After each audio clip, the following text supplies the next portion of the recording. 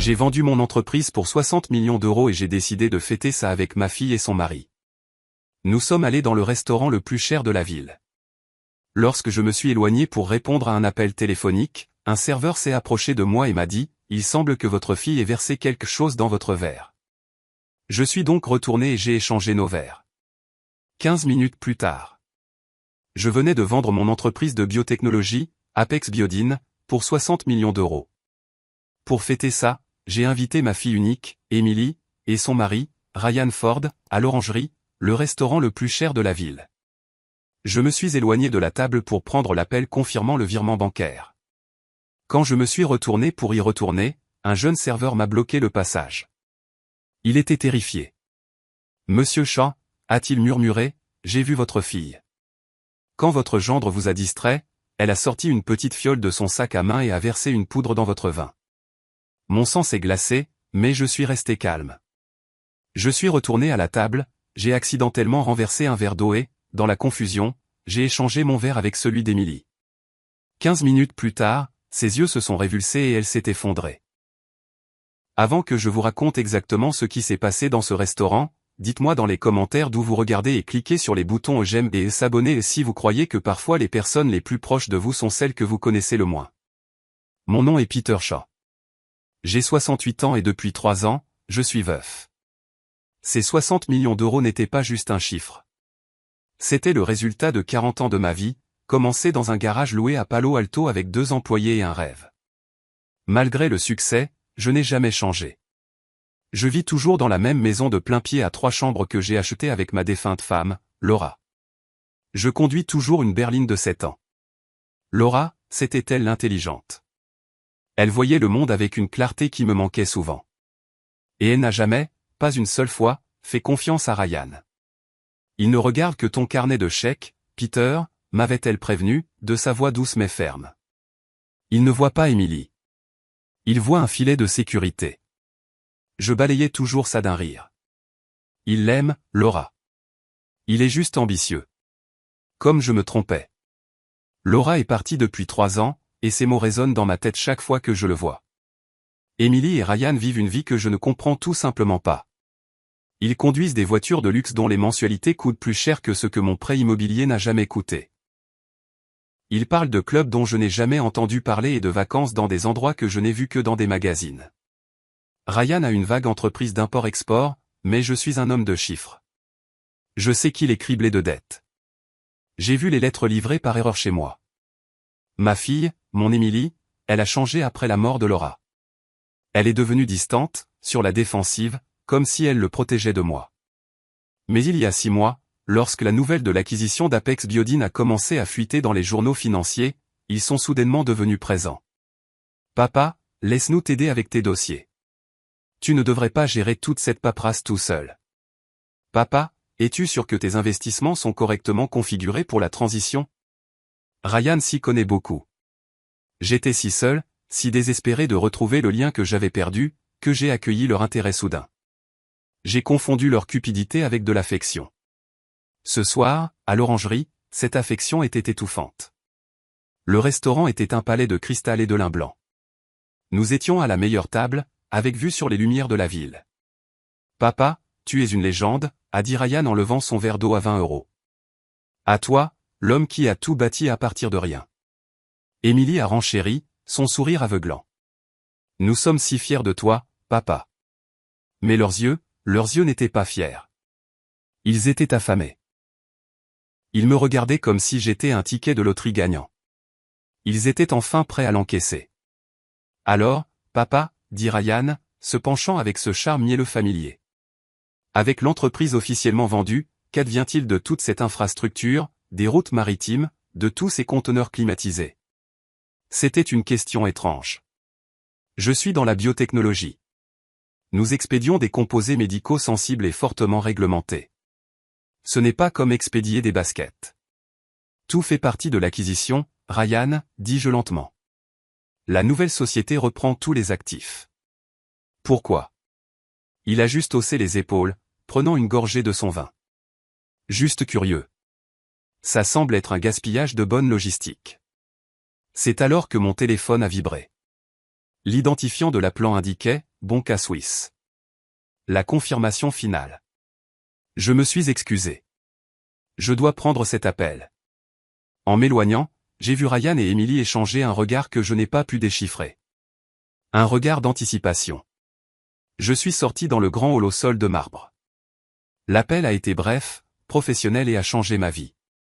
Monsieur Shaw, nous pouvons confirmer que les 60 millions d'euros ont été crédités. Félicitations, monsieur. J'ai raccroché. J'ai senti le poids de 40 ans se lever de mes épaules. J'étais libre.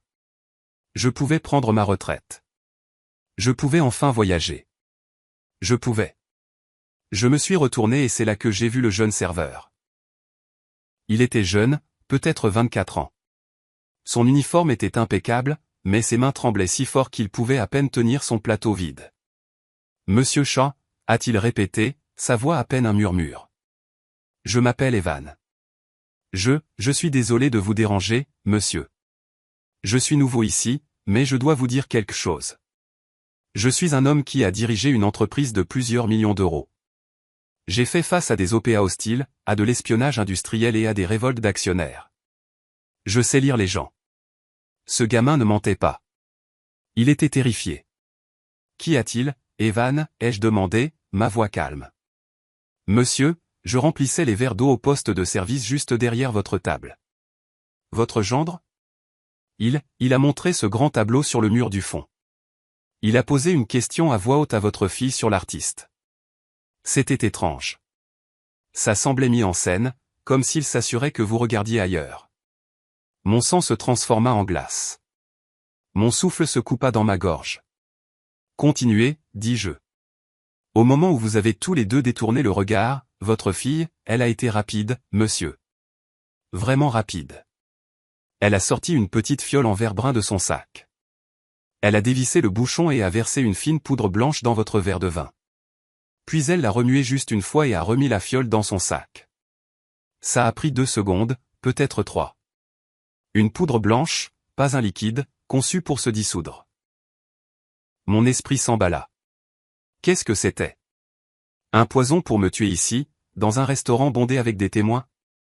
C'est désordonné. C'est traçable. C'était autre chose. C'était quelque chose de clinique. J'ai regardé Evan droit dans les yeux. Les siens étaient écarquillés de peur. Êtes-vous absolument certain d'avoir vu cela? Il déglutit difficilement, hochant la tête. Oui, monsieur. À 100%. J'ai vu la fiole. Elle l'a cachée dans sa serviette juste après, mais je l'ai vu la mettre dans son sac quand vous vous êtes levé pour prendre votre appel téléphonique à l'instant. C'est pourquoi je devais vous arrêter. Ce gamin venait de me sauver la vie. J'ai fouillé dans mon portefeuille. J'ai sorti une liasse de billets. C'était 500 €. Evan, dis-je en plaçant l'argent dans sa main. Ses yeux s'écarquillèrent. Vous n'avez rien vu. Vous terminerez votre service. Vous rentrerez chez vous. Vous ne parlerez jamais de cela à personne. Mais vous venez de me sauver la vie. Si jamais vous avez des ennuis ou si vous avez besoin d'un travail, vous appelez ce numéro. Je lui ai tendu ma carte personnelle. Celle où il n'est pas écrit PDG. Monsieur, je ne peux pas. Allez-y, dis-je, ma voix ferme. Et merci. Il a disparu. Je suis resté seul dans le hall pendant 10 secondes. La rage était une chose physique, un fer chaud dans mes entrailles. Ma propre fille, mon Émilie, ma petite fille. Mais la rage n'avait pas le contrôle. C'est le PDG qui l'avait. J'ai lissé ma veste de costume. J'ai composé mon visage en un masque de légère distraction. J'ai pris une profonde inspiration et je suis retourné à la table. Je me suis assis. L'odeur de la nourriture chère, de l'huile de truffe, des coquilles Saint-Jacques poêlées m'a soudainement rendu malade. Tout va bien, papa, a demandé Émilie. Son sourire était si éclatant, si radieux. C'était le sourire d'un prédateur qui venait de poser un piège parfait. Juste le travail, dis-je en agitant la main d'un air dédaigneux. Les avocats trouvent déjà des détails à régler suite à la vente. J'ai pris mon verre de vin. Son verre de vin. Maintenant, bien qu'elle ne le sût pas, non, je l'ai reposé. Pas encore. Je devais être sûr. J'ai regardé mon verre, le cabernet d'un rouge profond. Il avait l'air parfait, intact. Mon esprit est revenu en arrière. Le commentaire d'Émilie de la semaine dernière. Papa, tu as été si oublieux ces derniers temps. Tu as manqué notre réservation de dîner mardi. Je ne l'avais pas manqué. Il l'avait annulé et m'avait dit que je m'étais trompé de jour. Je me suis souvenu du commentaire de Ryan il y a juste 2 jours. Peter, tu sembles confus. Es-tu sûr que tu vas bien pour gérer tout cet argent tout seul? Tout s'est emboîté. Ce n'était pas du poison. C'était une incapacitation. La poudre n'était pas destinée à me tuer. Elle était conçue pour simuler un AVC, pour créer une confusion soudaine et terrifiante, pour me faire passer pour quelqu'un qui avait perdu la tête juste après avoir obtenu 60 millions d'euros. Il voulait me faire déclarer incompétent. Je devais faire l'échange. Ryan racontait une longue et ennuyeuse histoire sur l'une de ses affaires d'importation, quelque chose sur des textiles de Turquie. Émilie était suspendue à ses lèvres, les yeux pétillants, jouant le rôle de l'épouse adoratrice. Ils étaient si occupés à jouer la comédie pour moi. Ils ne me regardaient pas vraiment. J'ai attendu. J'avais besoin d'un moment de distraction. Le serveur, pas Evan, un autre, est venu remplir nos verres d'eau. C'était mon moment. Alors que le serveur tendait la main vers le verre de Ryan, j'ai accidentellement secoué mon bras, mon coude heurtant solidement le verre d'eau plein de Ryan. Oh, mon Dieu, m'exclamai-je. Peter, franchement, a lâché Ryan en sautant en arrière alors que de l'eau glacée inondait la nappe blanche et coulait sur son pantalon à 1000 €. Ce fut le chaos pendant 5 secondes. Émilie a halté. Papa. Ryan a juré entre ses dents, attrapant sa serviette. Le serveur s'est précipité avec d'autres serviettes, s'excusant profusément. Dans ces 5 secondes de chaos, mes mains ont bougé. C'était un mouvement simple et fluide que j'avais répété dans ma tête une 12aine de fois en revenant du hall. Ma main droite a pris mon verre contaminé. Ma main gauche a pris le verre propre d'Émilie. Je les ai déplacés tous les deux pour les écarter du déversement. Et quand je les ai reposés, ils étaient inversés. C'était fait. Je suis vraiment désolé, Ryan, dis-je en tamponnant la table avec ma propre serviette. Je suppose que je suis un peu fatigué. Ma vieillesse me rattrape. C'est bon, papa, dit Ryan en se reprenant. Il a partagé un regard complice et triomphant avec Émilie. Il pensait que ma maladresse était le premier signe. Il pensait que leur plan fonctionnait. Il n'avait aucune idée. Le serveur a fini de nettoyer le désordre et est parti. La tension avait disparu, remplacée par leur anticipation suffisante et prédatrice. J'ai pris mon verre, le verre propre original d'Émilie. Eh bien, dis-je en le levant bien haut.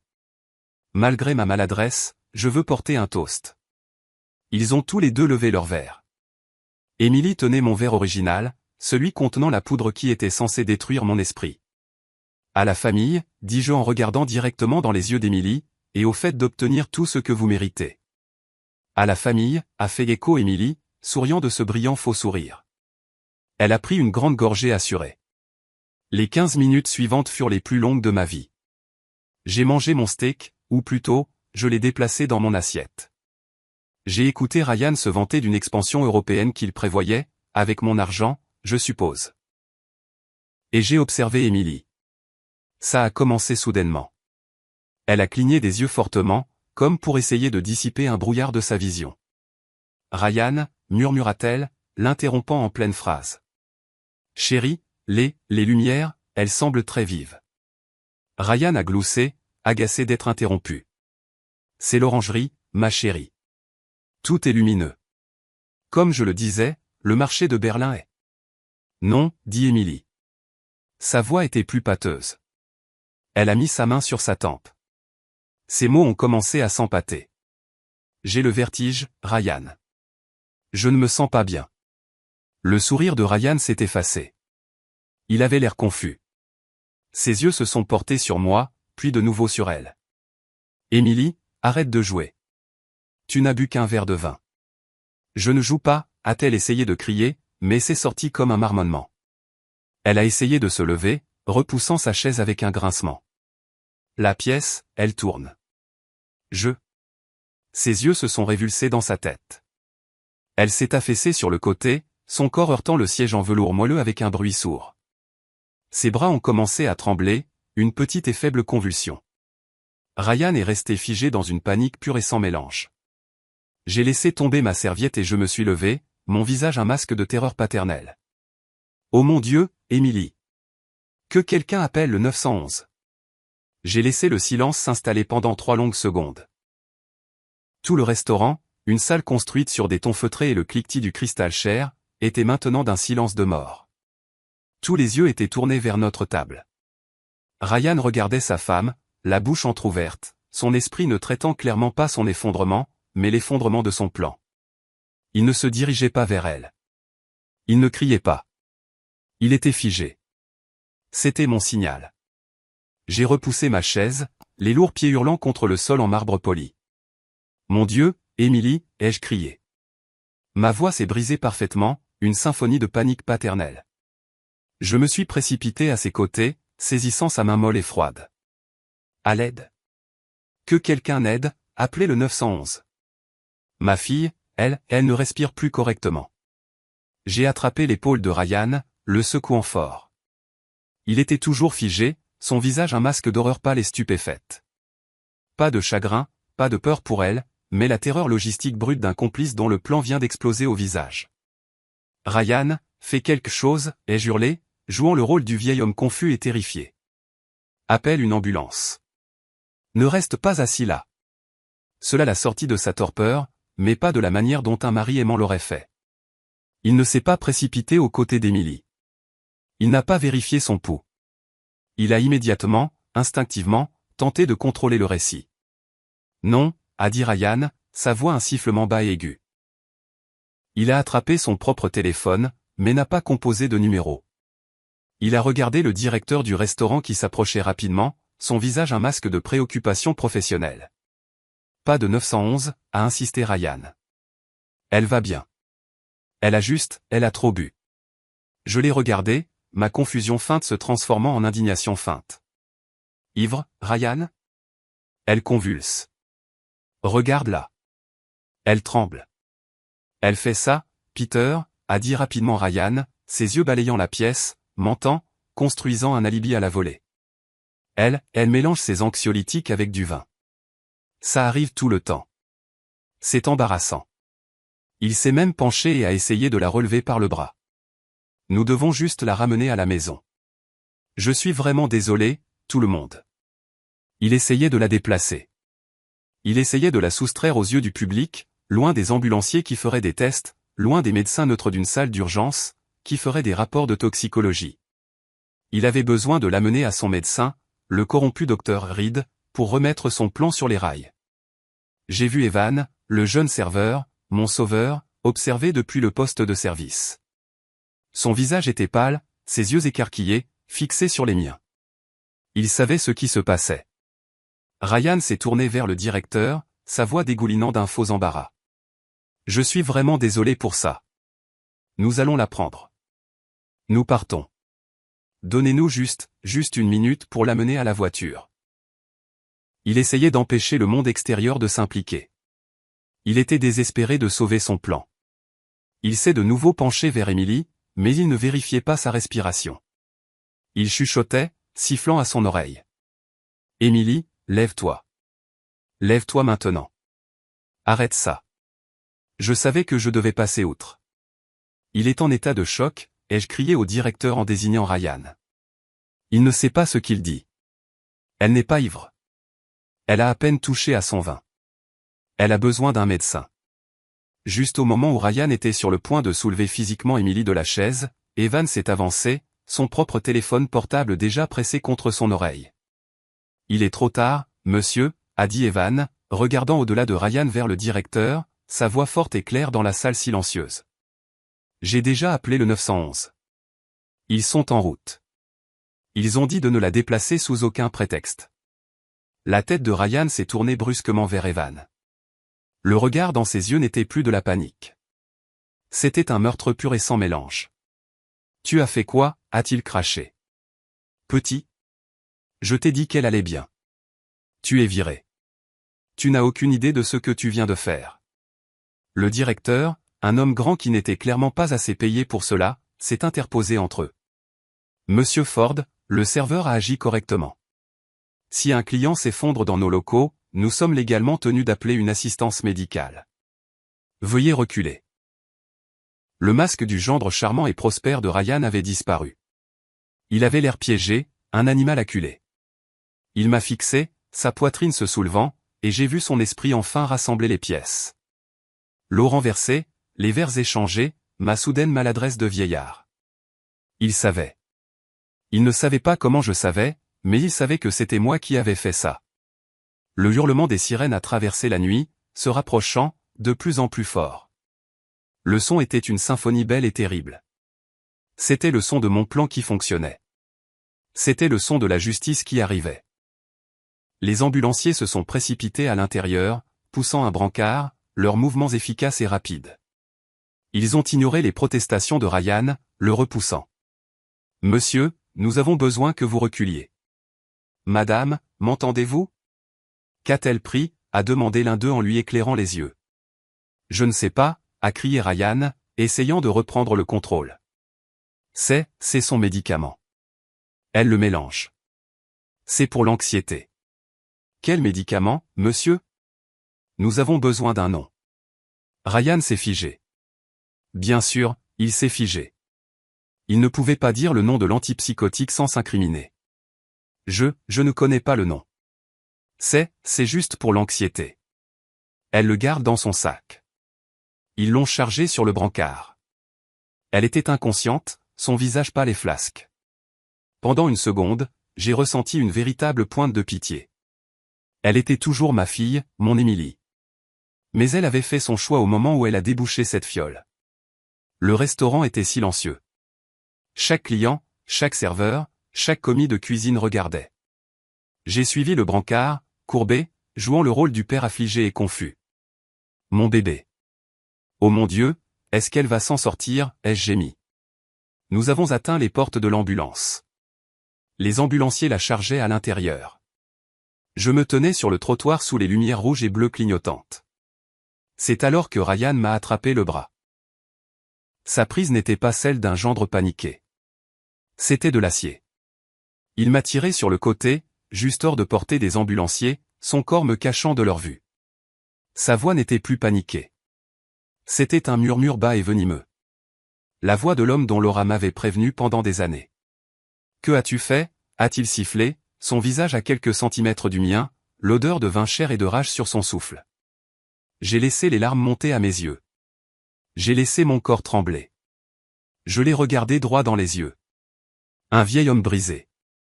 Moi, ai-je murmuré, mon cœur battant contre mes côtes. Fils, qu'a-t-elle bu ? La salle d'urgence de Saint-Jude était un univers de chaos contrôlé. Les lumières étaient trop vives, une agression pour les yeux, et l'air sentait l'antiseptique, l'eau de javel et le café brûlé. C'était l'odeur de la panique et de la routine, tout mélangé. Les infirmières se déplaçaient comme des ombres, leurs voix calmes et sèches, leurs visages impassibles. Elles ont emmené Émilie dans la salle de traumatologie 3, et Ryan les a suivies, manquant de trébucher sur ses propres chaussures chères. Sa voix était un gémissement aigu qui m'agaçait les nerfs. « Elle est allergique aux fruits de mer », criait-il à l'infirmière de l'accueil. « Je pense qu'elle a mangé de mauvais fruits de mer. » C'est tout. Ça doit être les coquilles Saint-Jacques. Il construisait déjà son faux récit, semant le mensonge. Je suis resté en retrait, jouant le rôle que j'avais choisi. Le père âgé choqué, confus par le bruit, mes mains jointes devant moi, observant simplement. Un jeune médecin, peut-être 30 ans, a poussé le rideau. Sa blouse était froissée et il portait l'épuisement permanent d'un résident des urgences. Mais ses yeux étaient vifs, perçants, intelligents et concentrés. Ce n'était pas l'homme qu'ils attendaient. Ce n'était pas le docteur Reed. C'était une complication. Monsieur Ford, je suis le docteur Chen. J'ai besoin de savoir exactement ce que votre femme a pris. Ryan, à bout de souffle, s'en est tenu à son scénario. C'était une allergie. Aux fruits de mer. Elle est terriblement allergique. Donnez-lui juste un épipène. Elle ira bien. Elle a dû faire une réaction. Le docteur Chen l'a ignoré. Il a projeté une petite lumière vive dans les yeux vides d'Émilie, l'un après l'autre. Il a soulevé son bras. Il est retombé sans vie sur le brancard. Il a pincé la peau de sa main. Rien. Monsieur Ford, a dit le docteur Chen, sa voix plate, coupant la panique fabriquée de Ryan. Ce n'est pas une anaphylaxie. Ses voies respiratoires sont dégagées. Il n'y a pas de gonflement du visage ou du larynx. Il n'y a pas d'éruption cutanée. Ses pupilles sont en pointe d'épingle. C'est une overdose sévère. Je dois faire une analyse toxicologique complète. La panique étudiée de Ryan est devenue réelle. Il s'est déplacé physiquement pour bloquer le médecin d'Emily. Non, je suis son mari. Je refuse les tests. C'est une allergie. Vous perdez du temps. Elle a juste besoin d'adrénaline. Sa voix était trop forte maintenant, à la limite de l'hystérie. Une infirmière au poste voisin a levé les yeux, alarmée. Je l'ai observé. C'était la performance d'un homme coupable.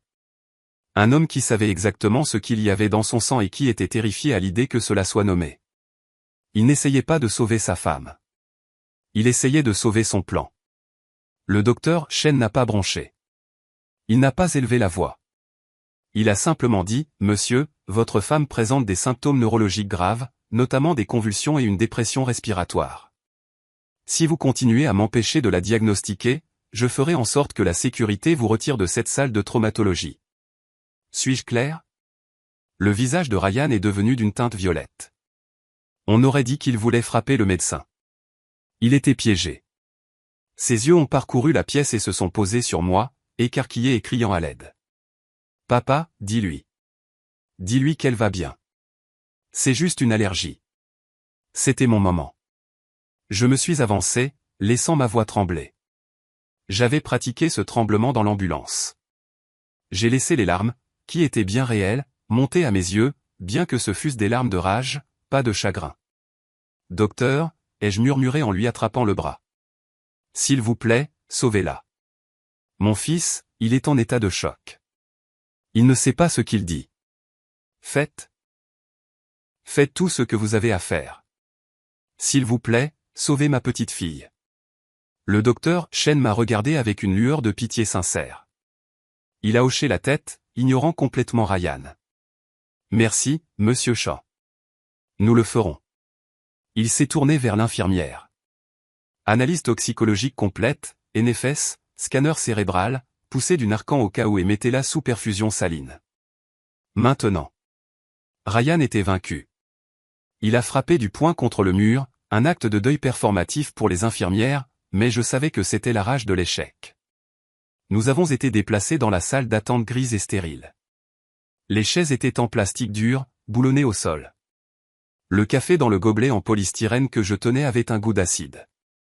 Ryan faisait les 100 pas dans la pièce, son téléphone collé à l'oreille, chuchotant furieusement. Je l'ai vu prononcer le nom de Reed plusieurs fois. Il essayait de faire venir son vrai médecin. Il essayait d'intercepter les résultats, de contrôler le récit, mais il était trop tard. La machine était déjà en marche.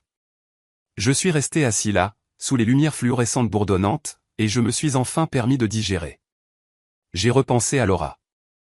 Il ne regarde que ton carnet de chèques, Peter. Sa voix était si claire dans ma mémoire, un doux avertissement que j'avais rejeté comme une mère surprotectrice envers sa fille. Les hommes comme ça, avait-elle dit, ils ne construisent rien, ils ne font que prendre. J'avais été un bâtisseur toute ma vie, et lui était un preneur. J'ai pensé à Emily, ma douce et brillante Emily. Comment l'avait-il corrompue? Comment l'avait-il retourné contre le père qui lui avait tout donné? La réponse était simple, l'argent. Les 60 millions d'euros. Mais le plan, il était si spécifique. Le médicament, les symptômes, tout pointait vers une seule chose. Je me suis souvenu des emails. Environ une semaine auparavant, j'étais sur l'ordinateur portable d'Emily, essayant de trouver une recette de famille pour les lasagnes de sa mère qu'elle était censée avoir sauvegardée. J'avais accidentellement vu sa boîte de réception. Il y avait un objet de message qui m'avait marqué, la contingence Shaw. Je pensais que c'était pour une fête surprise, peut-être pour ma retraite. J'ai souri et je l'ai fermé. Contingence. Quel idiot j'avais été. Et je me suis souvenu des questions de Ryan, pas seulement sur les conteneurs d'expédition, mais sur moi. Papa, es-tu sûr de te sentir bien? Tu sembles oublier des choses. Tu as manqué notre réservation de dîner mardi. Je ne l'avais pas manqué. Il l'avait annulé et m'avait dit que je m'étais trompé de jour. Il construisait un dossier. Il plantait les graines de ma sénilité. Il ne s'agissait pas seulement d'argent. Il s'agissait de contrôle. Ils allaient utiliser ce médicament, un médicament qui imite un AVC, qui provoque une confusion aiguë, qui fait passer un homme de 68 ans pour sénile, pour me faire déclarer incompétent. Le timing était parfait. Le lendemain de la conclusion de mon accord de 60 millions d'euros. C'était brillant. C'était monstrueux. 1 heure plus tard, le docteur Chen est revenu. Son visage était sombre. Il ne regardait pas Ryan. Il me regardait.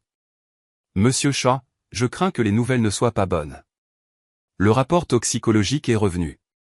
Votre fille a une dose massive, quasi létale, d'olanzapine dans son système.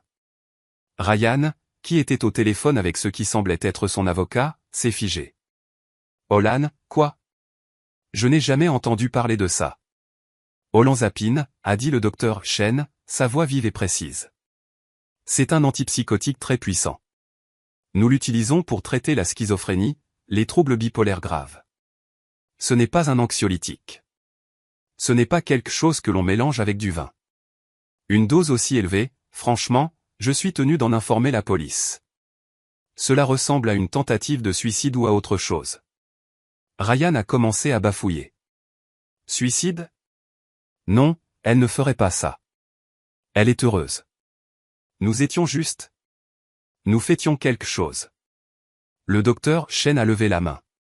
Je dois vous expliquer les symptômes, monsieur. Chez un individu en bonne santé, une dose massive comme celle-ci ne provoque pas seulement des convulsions. Elle imite les symptômes d'une démence aiguë à apparition rapide. Elle provoque de la confusion, des troubles de l'élocution, des psychoses et des dommages neurologiques qui peuvent paraître identiques à un AVC grave. Et voilà, la dernière pièce dégoûtante du puzzle. Ce n'était pas n'importe quel médicament. C'était le médicament parfait. Un médicament qui ne me rendrait pas seulement malade. Il me ferait passer pour fou. Ils n'essayaient pas seulement de me faire du mal.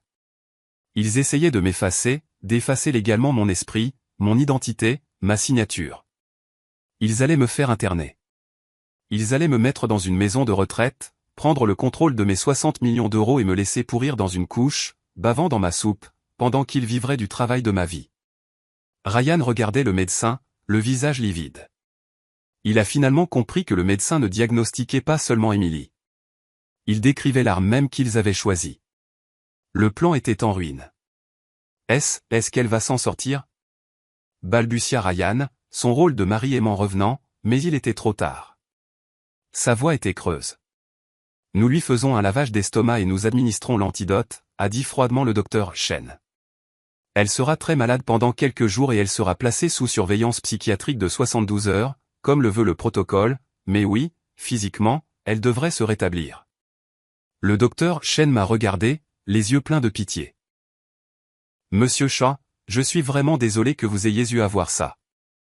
Je vais vous laisser un moment. Il est parti. Le silence dans la salle d'attente était lourd, rompu seulement par le son de la respiration haletante de Ryan. Il savait. Il savait que je savais. Il m'a regardé, ses yeux non plus pleins de rage, mais d'une nouvelle terreur naissante, et la guerre venait de commencer.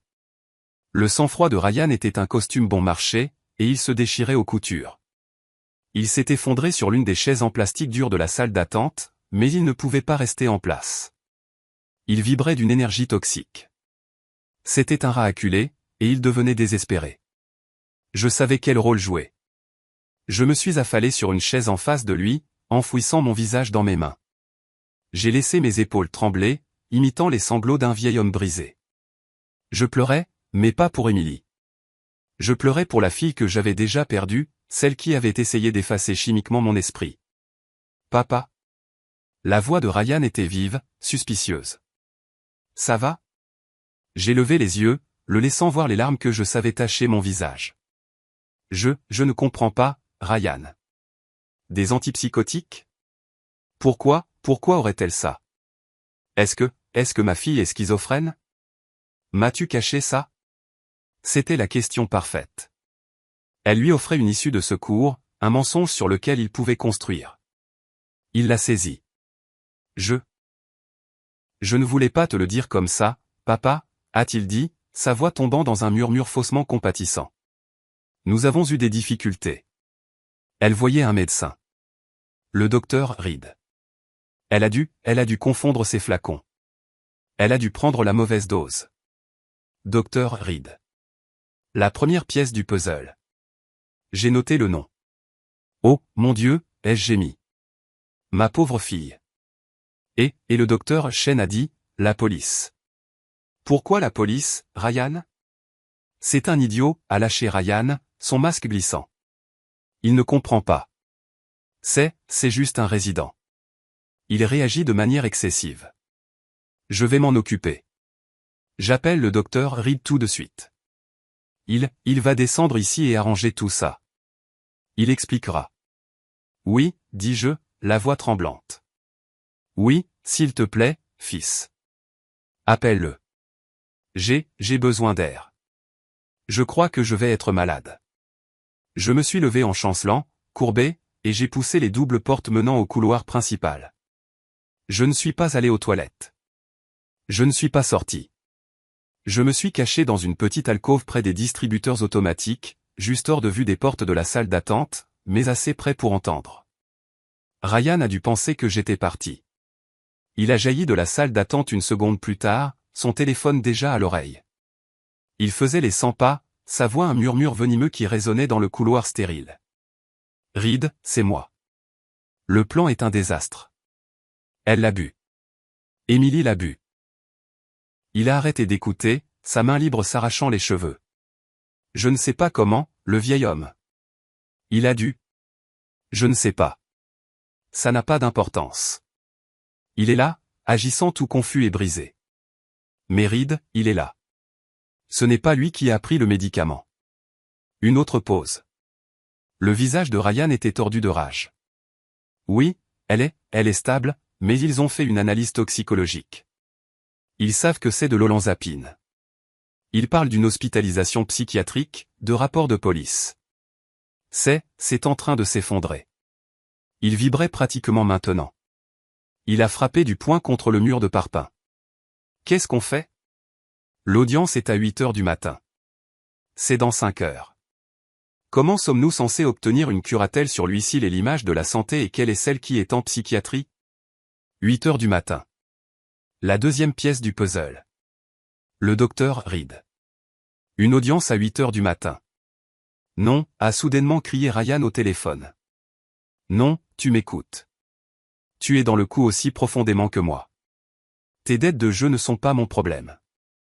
Tu as été payé pour gérer le côté médical, alors tu le gères. Tu descends à cet hôpital. Tu leur dis que le docteur Chen est un idiot. Tu leur dis que tu es son médecin traitant. Tu leur dis qu'elle est instable, qu'elle est un risque suicidaire, qu'elle lui volait ses médicaments. Je me fiche de ce que tu dis. Règle juste ça, et tu as intérêt à être prêt à témoigner à 8 heures du matin. Il a raccroché, respirant comme s'il venait de courir un marathon. Il est resté là un moment, le dos tourné, essayant de retrouver son calme. Il a passé ses mains dans ses cheveux, a redressé sa veste de costume et a pris une profonde inspiration tremblante. Puis il s'est retourné et m'a vu. Il s'est figé. Son visage est devenu complètement blanc. Il n'avait aucune idée depuis combien de temps j'étais là. Papa, balbutia-t-il. J'étais juste. Je ne l'ai pas laissé finir. J'ai avancé en titubant, la main sur mon cœur. Ryan, je t'ai entendu crier. Qu'est-ce qui se passe? Qui est Reed? Qu'est-ce qu'il voulait dire par régler ça? L'esprit de Ryan tournait à plein régime. Je pouvais voir les rouages tourner, les mensonges se former. Il a mis son bras autour de mon épaule, sa prise trop forte, me guidant vers la salle d'attente. Son personnage de fils réconfortant était de retour, mais il était fissuré, désespéré. Papa, tu as mal compris. Le docteur Reed est le psychiatre d'Emily. J'étais en colère. Je lui criais dessus parce que j'ai l'impression qu'il l'a laissé tomber. Il aurait dû nous avertir qu'elle était aussi instable. Instable, ai-je murmuré. Risque suicidaire. Il pense qu'elle a peut-être fait ça exprès? Papa, a dit Ryan, sa voix s'étranglant. Il essayait de pivoter. S'il ne pouvait pas me faire accuser de démence, il accuserait sa propre femme de suicide. Il pense qu'elle a essayé de se suicider. Mais pourquoi, ai-je demandé, laissant ma voix se briser à nouveau. Il ne sait pas. Peut-être que c'est ma faute, a-t-il dit en baissant les yeux. Le stress de ton nouvel argent. Ça a été beaucoup pour elle. Peut-être qu'elle se sentait inadéquate. C'était un mensonge brillant et dégoûtant. Il plantait déjà l'idée que mes 60 millions d'euros étaient le problème, la force déstabilisatrice qui avait poussé sa femme à faire ça. Je l'ai laissé me guider jusqu'à la chaise. J'ai besoin de rentrer à la maison, fils, ai-je murmuré. C'est trop. Mon cœur, je ne peux pas rester ici. Tu t'en sortiras? Le soulagement a envahi son visage. La dernière chose qu'il voulait, c'était que je sois là à poser des questions, à être vu par des médecins qui n'étaient pas sur sa liste de paix. Oui, papa. Bien sûr, a-t-il dit, sa voix dégoulinant d'une fausse inquiétude. Rentre à la maison, repose-toi. Tu as l'air terrible. Je resterai ici. Je m'occuperai de tout avec le docteur Reed quand il arrivera. Je t'appellerai dès que j'en saurai plus. Il m'a pratiquement poussé vers la sortie. Prends un taxi. Je paierai. D'accord, fils. D'accord. Je suis sorti de l'hôpital, un vieil homme frêle, tremblant, dévasté. Le numéro a tenu jusqu'à ce que les portes automatiques se referment derrière moi. À la seconde où l'air de la nuit a frappé mon visage, mon dos s'est redressé. Le tremblement a cessé. Le chagrin a disparu, remplacé par une concentration froide et dure. Il était 3 heures du matin. Je suis monté dans un taxi. 52 Crooked Creek Lane, ai-je dit au chauffeur, mon adresse. Mais pendant que nous roulions, je me suis penché en avant. En fait, chauffeur, pouvez-vous m'emmener d'abord chez ma fille? 47 Willow Crest Drive. J'ai besoin de prendre quelques affaires pour elle. Il a hoché la tête et a changé de direction. Emily et Ryan vivaient dans un manoir neuf que mes 60 millions d'euros n'avaient pas encore payé. Je savais qu'ils gardaient une clé de secours sous le pot d'une fougère morte près de la porte arrière. Ryan se croyait malin. Je le trouvais juste paresseux. La maison était sombre. Je suis entré, le cœur battant, non pas de peur, mais d'adrénaline. Je savais exactement où aller. Le bureau. Je me suis assis au bureau blanc et élégant d'Emily. J'ai allumé son ordinateur portable. Pas de mot de passe.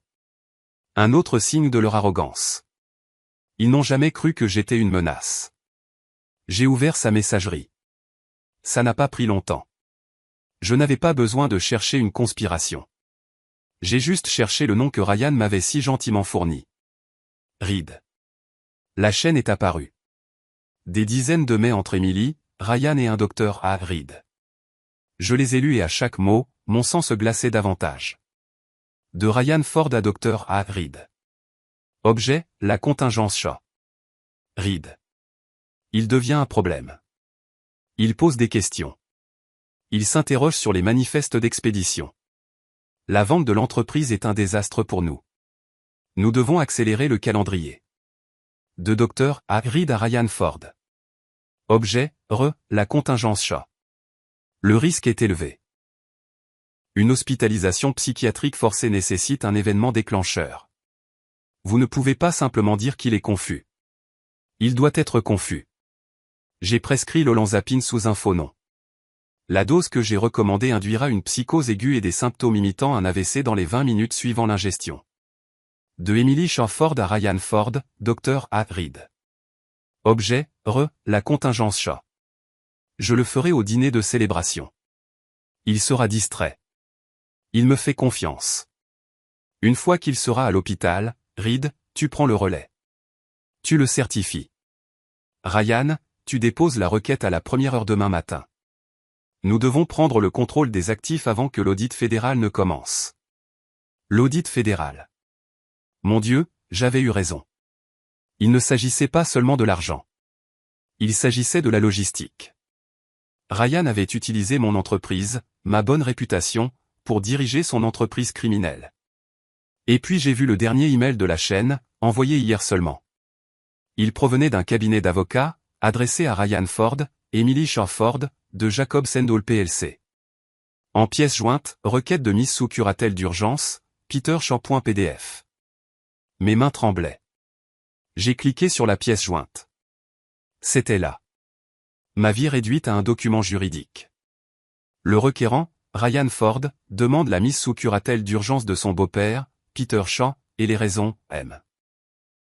Shaw a montré des signes de démence sénile à apparition rapide, de paranoïa, de confusion, d'irresponsabilité financière, et la dernière ligne accablante, à l'appui du témoignage expert de son médecin traitant, le docteur Albert Reed, qui attestera de l'incapacité de M. Shaw à gérer ses propres affaires. L'audience est fixée au 4 novembre, 8 h, salle d'audience 3B. Aujourd'hui. Dans moins de 5 heures. Ils avaient tout planifié. Le médicament, le dîner, l'expert médical, l'audience d'urgence.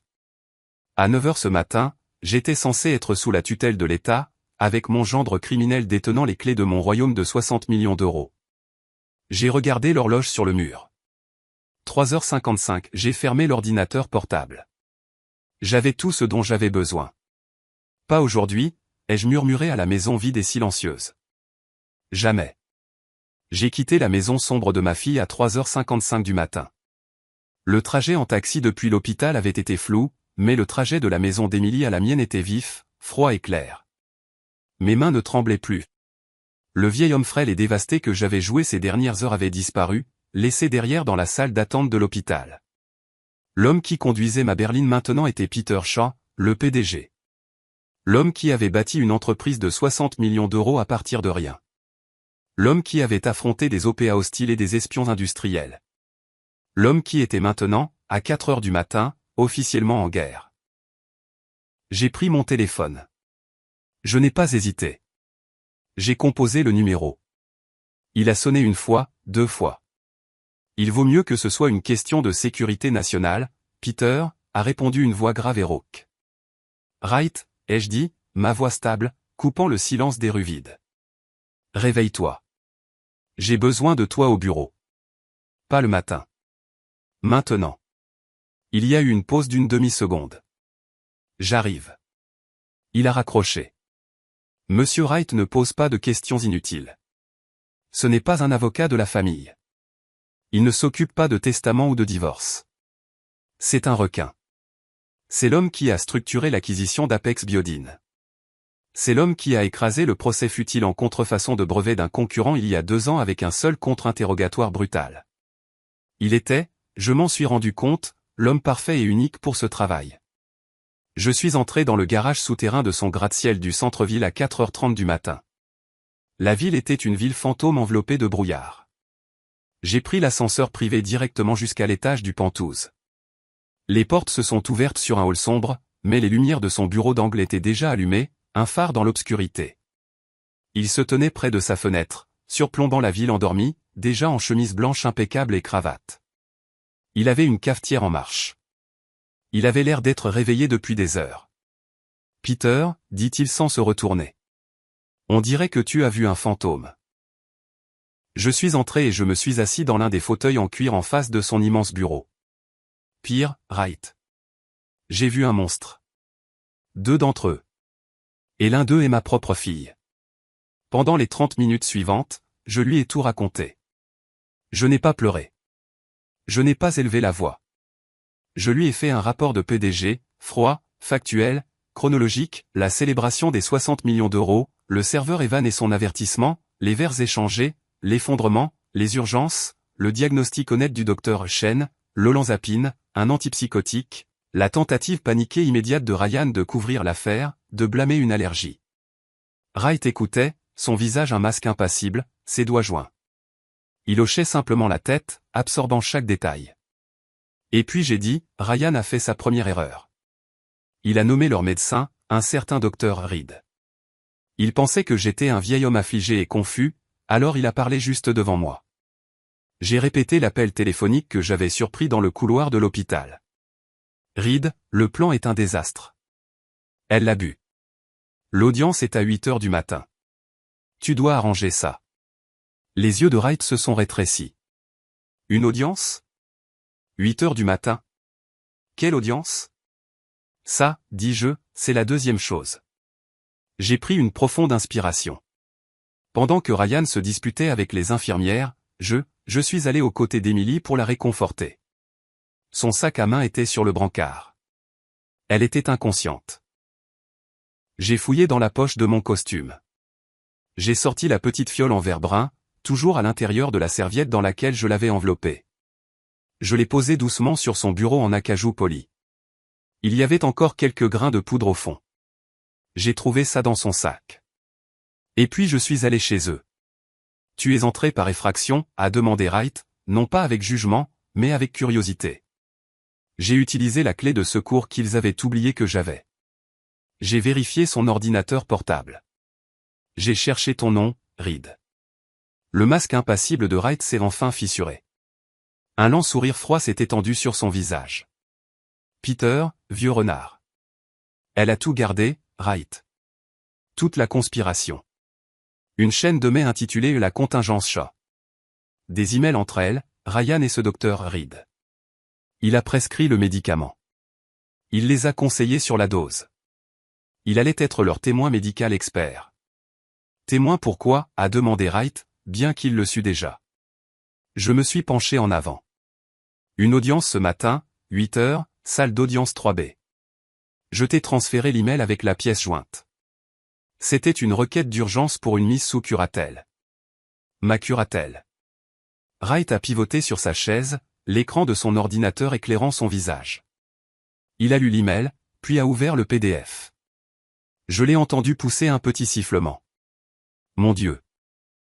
Démence sénile à apparition rapide, paranoïa, irresponsabilité financière, un danger pour lui-même et ses biens. Il a levé les yeux vers moi, ses yeux maintenant vifs, tout à fait professionnels. Ils allaient te faire droguer, déclarer incompétent et interné, tout ça en l'espace de 12 heures. Et Ryan aurait eu le contrôle total des 60 millions d'euros avant même l'ouverture du marché. Il s'est levé. Le requin était dans l'eau. Peter, nous allons les détruire, a-t-il dit, sa voix un grognement sourd. Il a commencé à faire les 100 pas, ce n'est pas seulement de la fraude familiale. C'est un complot en vue de commettre une agression aggravée. C'est de la faute professionnelle médicale. C'est du parjure. C'est magnifique de la manière la plus dégoûtante. Il a pris son téléphone. Il n'a pas composé de numéro. Il a appuyé sur un seul bouton de numérotation rapide. Peterson, a-t-il aboyé dans le récepteur. C'est Wright. Réveille-toi. Il n'a pas attendu de réponse. J'ai besoin d'un dossier complet. Un médecin. Son nom est Albert Reed. RED. J'ai besoin de tout savoir. Compte en banque, dette, citation du Conseil de l'ordre, maîtresse, contravention. Je veux savoir quelle marque de dentifrice il utilise. Et j'en ai besoin. Pas maintenant. J'en avais besoin il y a 30 minutes. Il a raccroché. Il m'a regardé. D'accord, ils ont une audience à 8 heures du matin. Nous y serons. Mais nous n'allons pas défendre, Peter. Nous allons attaquer. Le docteur. Reed est le maillon faible. C'est lui qui lie le plan de Ryan à un acte criminel. Il pense qu'ils entrent dans une simple audience du tribunal de la famille pour rouler un vieil homme confus. Wright m'a versé une tasse de café. Sa main était parfaitement stable. Ils n'ont aucune idée, a-t-il dit avec un sourire sinistre sur le visage, qu'ils marchent en fait vers leur propre exécution. Il était 5h15 du matin. Le ciel à l'extérieur du bureau pentouze de Wright commençait à peine à se meurtrir de la première lueur pâle et grise de l'aube. La ville en bas était silencieuse, une mer de verre sombre et d'acier. Le seul son dans l'immense pièce silencieuse était le sifflement de la machine à café haut de gamme et le clic, clic, clic régulier et rythmé du stylo en or de Wright tapotant sur son bloc-notes. L'adrénaline de l'hôpital, de l'effraction chez Emily, commençait à se dissiper. Elle était remplacée par autre chose. Un épuisement froid et lourd qui s'est installé au plus profond de mes os. Mais ce n'était pas l'épuisement d'un vieil homme. C'était l'épuisement d'un général à la veille d'une bataille qu'il n'avait jamais demandé à mener. Il planifie ça depuis des mois, Wright, ai-je dit. Ma voix semblait rauque dans le silence. Il s'est joué de moi. Ma propre fille. J'ai dû m'arrêter. Le dire à voix haute le rendait réel d'une manière que les emails n'avaient pas fait. La douleur était une chose physique, une pression vive et constante derrière mes côtes. Wright n'a pas offert de sympathie. Ce n'est pas pour ça que je le paie. C'est un stratège. Il m'a versé une autre tasse de café, noir et assez fort pour décaper de la peinture. Le chagrin rend les gens aveugles, Peter, a-t-il dit, sa voix aggrave le sourd. Il comptait sur le fait que tu sois le mari endeuillé. Ils ont mal calculé. Ils n'ont pas compté sur le fait que tu sois toujours le PDG. Il avait raison. Ils ont vu au papa. Ils ont vu le vieil homme au cardigan usé qui regrettait sa femme. Ils ont oublié qui avait bâti l'entreprise qu'ils étaient si désespérés de voler. Ils ont oublié que je ne suis pas arrivé là où je suis en étant naïf. J'avais juste été naïf à leur sujet. J'aurais dû écouter, ai-je murmuré, fixant le café noir. Mon Dieu, j'aurais dû écouter Laura. Wright a levé les yeux de ses notes. Ses yeux étaient vifs. Laura, que savait-elle? Elle l'a vu, ai-je dit, le souvenir m'envahissant, frais et douloureux. Dès le début, dès le premier dîner qu'il a eu chez nous. Ryan était si charmant, plein de compliments, riant à mes mauvaises blagues. J'étais heureux pour Emily. Mais Laura, elle avait cette vision au rayon X pour les gens. Ce soir-là, après leur départ, elle était silencieuse. Je lui ai demandé ce qui n'allait pas. Je la vois encore aussi clairement que le jour, assise dans notre vieux fauteuil près de la cheminée, un livre ouvert sur ses genoux qu'elle ne lisait pas. Il ne la voit pas, Peter, m'a-t-elle dit, de sa voix douce. Il voit son nom. Il voit Shaw. Il voit Apex Biodine. Je lui ai dit qu'elle était cynique. Je lui ai dit qu'Emily était amoureuse et heureuse et que c'était tout ce qui comptait. Elle a réessayé, ai-je poursuivi, ma voix s'épaississant. Environ un an plus tard, Ryan venait de perdre un investissement majeur, 20 000 € de leur argent, ou quelque chose comme ça, a-t-il dit. Emily est venue me voir en pleurant, humiliée. Bien sûr, j'ai fait le chèque. Je pensais aider ma fille. Ce soir-là, Laura était furieuse. Pas contre moi, contre lui. J'ai regardé Wright, la honte de ce souvenir brûlante sur mon visage. Elle a dit, c'est un preneur, Peter. Il ne regarde que ton carnet de chèques. C'est un parasite, et il apprend à notre fille à en être un aussi. Nous avons eu la plus grande dispute de nos 40 ans de mariage. Je l'ai accusée d'être jalouse du bonheur d'Emily. Je lui ai dit qu'elle avait tort. J'ai fermé les yeux. La tasse de café était chaude dans mes mains. Elle n'en a plus jamais parlé. Elle savait. Elle a vu ça venir et j'étais trop aveugle, trop fier pour le voir. Elle est partie depuis 3 ans. Et la première chose que Ryan a faite après les funérailles, après 2 semaines respectueuses, a été de me demander de co-signer un prêt pour une nouvelle voiture. Et je l'ai fait, pour le bien d'Emily. Et maintenant, ça. Wright a hoché la tête lentement, absorbant les données émotionnelles. D'accord, donc ça a commencé par de la simple cupidité. Mais ça, vous droguez, une audience d'urgence. C'est du désespoir, Peter. 300 000 € pour le médecin, c'est un levier énorme. Ryan doit être dans son propre trou. Profond. Plus profond que de simples cartes de crédit. Et c'est là que l'autre pièce s'est mise en place. La pièce qui me dérangeait depuis des mois. Celle qui n'avait jamais eu de sens. Les manifestes d'expédition, ai-je dit, presque pour moi-même. La tête de Wright s'est redressée. Quoi? Ryan, il me pose toujours des questions sur mes opérations d'expédition. Mon entreprise, Apex Biodine. Nous expédions des composés biologiques hautement contrôlés, des échantillons génétiques, des produits pharmaceutiques expérimentaux. Ils se déplacent dans des conteneurs climatisés et suivis par GPS. C'est un cauchemar logistique, étroitement surveillé par la FDA, l'ADEA, etc. C'est la partie la plus sûre et la plus ennuyeuse de mon entreprise.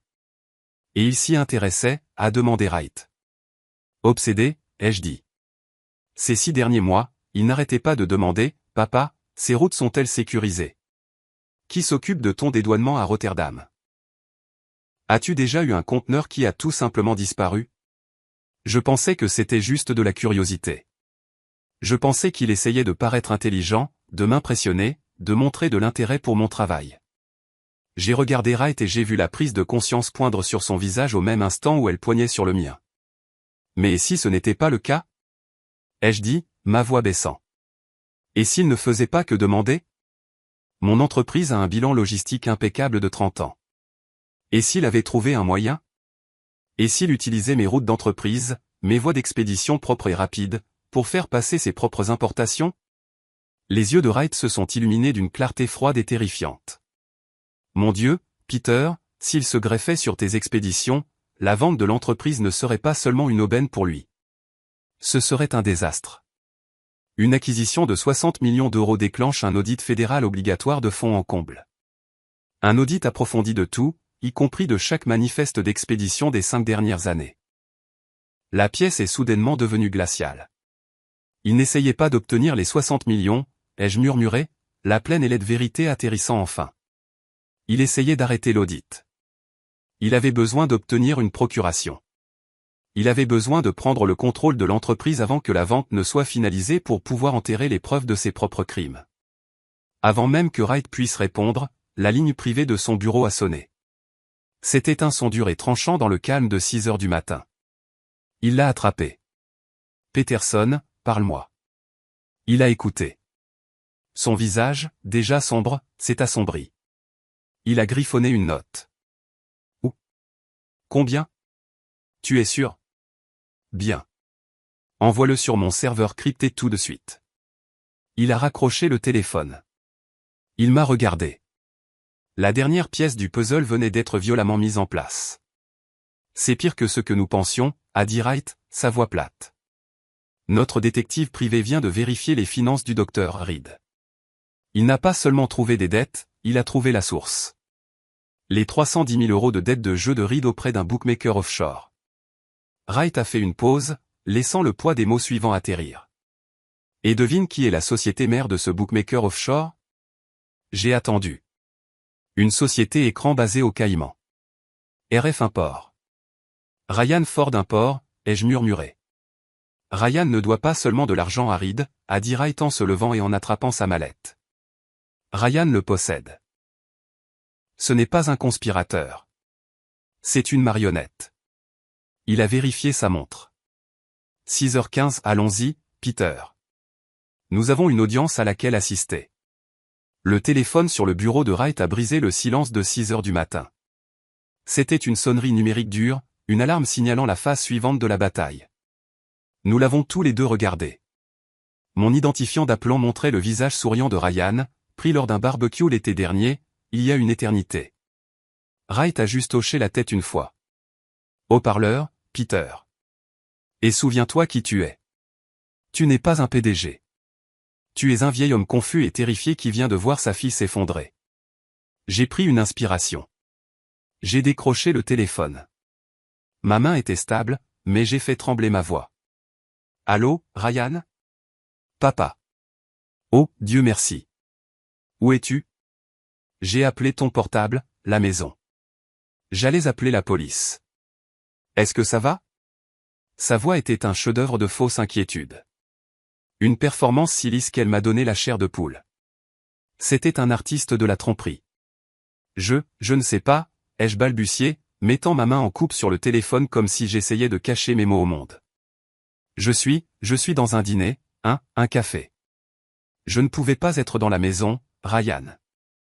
Pas après la nuit dernière. Toutes les affaires de Laura, j'avais juste besoin de réfléchir. Je l'ai entendu pousser un long et lent soupir. Ce n'était pas un soupir de soulagement que j'étais en sécurité. C'était le soupir d'un prédateur qui venait de localiser sa proie. Il me croyait faible, brisé et errant dans les rues, hébété. Il pensait m'avoir. Papa, je comprends. Vraiment, a-t-il dit, sa voix dégoulinant d'une fausse sympathie. Mais écoute-moi. J'ai des nouvelles. C'est à propos d'Emily. Emily, ai-je demandé, ma voix se brisant. Est-ce qu'elle va plus mal?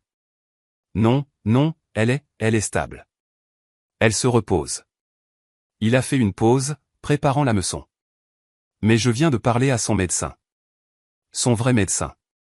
Le spécialiste qui la traite. Le docteur Reed. Reed, ai-je répété comme si j'essayais de situer le nom. L'homme que tu appelais de l'hôpital? Oui, papa, a dit Ryan, sa voix douce et rassurante.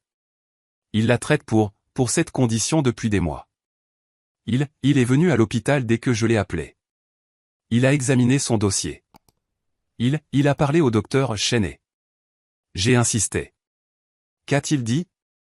Et voilà. Le deuxième piège. Papa, il est inquiet. Il est inquiet pour toi.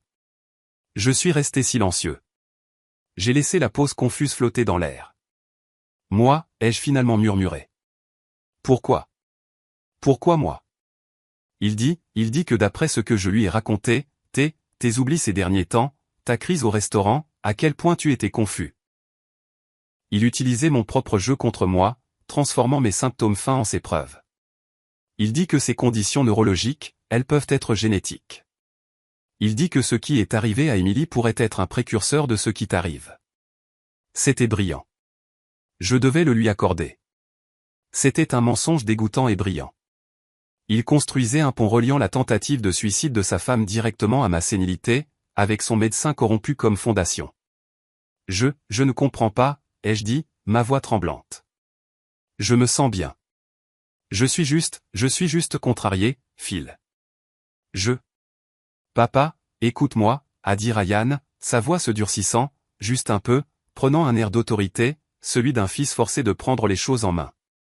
Le docteur Reed est un professionnel. C'est le meilleur dans son domaine. Et il est en route pour ta maison en ce moment même pour prendre de tes nouvelles. C'est pour ton propre bien. Je le rejoindrai là-bas dans 30 minutes. Voilà. Je me suis dit que le piège n'était pas seulement un appel téléphonique. C'était une visite à domicile. Il ne pouvait pas m'amener à l'hôpital, alors il amenait son médecin corrompu à moi. Reed arriverait, me trouverait seul, confus et agité par les événements de la nuit. Il effectuerait un examen préliminaire dans mon salon. Et puis à 8 heures, il témoignerait sous serment qu'il venait de me voir et que j'étais sans aucun doute un danger pour moi-même et ma fortune de 60 millions d'euros. Il déplaçait le champ de bataille de l'hôpital, qu'il avait perdu, à ma maison, qu'il pensait contrôler. Je devais lui offrir la performance de sa vie. Non, ai-je crié dans le téléphone, un hurlement aigu et paranoïaque. Pas de médecin. Je ne suis pas malade. Je n'ai pas besoin de médecin, Ryan. Je vais bien. Je suis juste fatigué. Pourquoi fais-tu ça? Je lui ai donné exactement les symptômes pour lesquels il payait. Je lui ai donné le comportement erratique que sa requête exigeait. Je pouvais entendre le sourire dans sa voix alors qu'il essayait de me calmer. Papa, tu t'entends? Tu cries. Tu n'as pas de sens. C'est exactement ce dont le docteur Reed m'a prévenu, c'est la confusion. S'il te plaît, papa, rentre à la maison. Je sais que tu as peur, mais rentre juste à la maison et laisse le médecin te parler, pour moi. Fais-le pour Emily. J'ai regardé de l'autre côté du bureau, vers Wright. Il m'observait, son expression illisible, mais ses yeux étaient vifs, analytiques. Il appréciait ça. J'ai poussé un long sanglot frissonnant. Un son brisé, arraché à la gorge d'un homme qui avait tout perdu. Oh mon Dieu! Oh mon Dieu! Un médecin à la maison. Laura, je ne sais pas quoi faire. Je ne sais pas. Je lui donnais un chef-d'œuvre de panique sénile.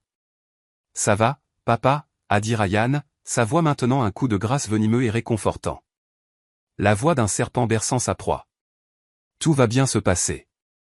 Tu as juste besoin d'aide. Nous allons t'aider. Rentre juste à la maison. Je te rejoindrai avec le docteur Reed là-bas dans 30 minutes. Nous allons tout régler.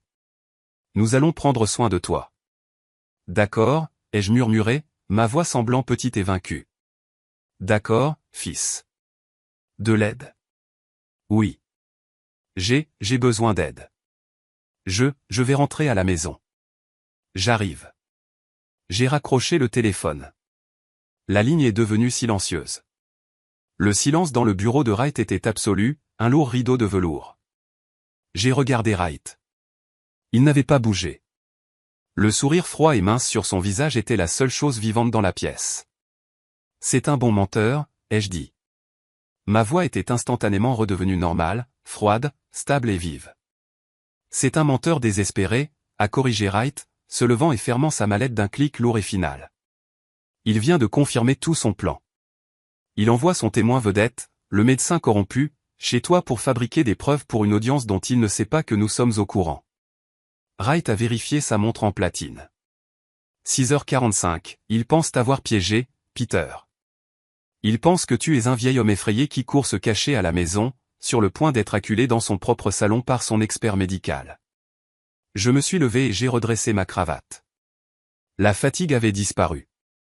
L'adrénaline était de retour, pure et tranchante comme du verre. Alors, quelle est notre prochaine étape? Wright a pris sa mallette. Il s'est dirigé vers la porte et l'a tenue ouverte pour moi. Les lumières du couloir vide brillaient sur le sol en marbre. Un bon piège, a dit Wright, son sourire plein de dents. Laissons-les aller chez toi. Laissons-les attendre. Laissons le docteur Reed sonner à la porte d'une maison vide pendant 1 heure, se demandant où est son patient confus. Laissons-les paniquer. Et où serons-nous, ai-je demandé en passant devant lui dans le couloir.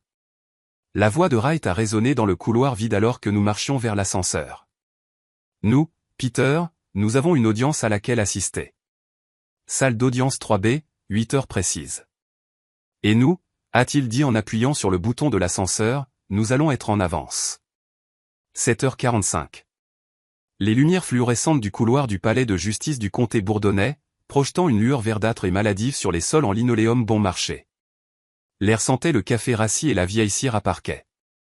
Ce n'était pas mon monde. Mon monde était celui des négociations en conseil d'administration et des contrats internationaux. C'était un lieu de petites querelles et de trahison familiale. C'était sale.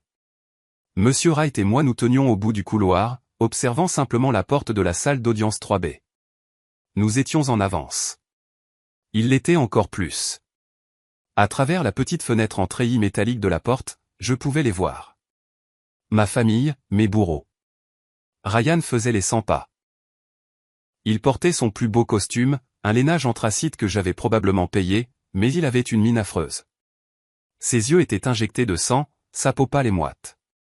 Le stress et l'adrénaline du désastre de la nuit précédente émanaient de lui par vagues. C'était un homme qui avait tout misé et qui était désespéré de voir la dernière carte. À côté de lui se trouvait son avocat, un jeune homme lisse dans un costume trop brillant, les cheveux plaqués en arrière avec trop de gel. On aurait dit qu'il avait obtenu son diplôme de droit dans une publicité télévisée de fin de soirée. Et puis il y avait le docteur Reed. Il ne faisait pas les 100 pas. Il était assis sur le banc en bois dur, complètement immobile, les mains si étroitement jointes que ses jointures étaient blanches. C'était un homme dans une cage qu'il avait lui-même fabriquée. Une cage à 300 000 €. Il n'arrêtait pas de s'éponger le front avec un mouchoir, ses yeux se dirigeant vers la porte toutes les quelques secondes. Il avait peur de moi. Il aurait dû avoir peur de Ryan. Ryan a cessé de faire les 100 pas et s'est penché pour chuchoter à son avocat. Je ne pouvais pas entendre les mots, mais je n'en avais pas besoin. Je savais exactement ce qu'il disait. Je pouvais presque entendre son sifflement frénétique. Il n'est pas là. Il est 7h48. Il ne vient pas. L'avocat a dû poser une main apaisante sur son bras, lui faisant signe de baisser la voix. Il lui a probablement dit quel cadeau c'était.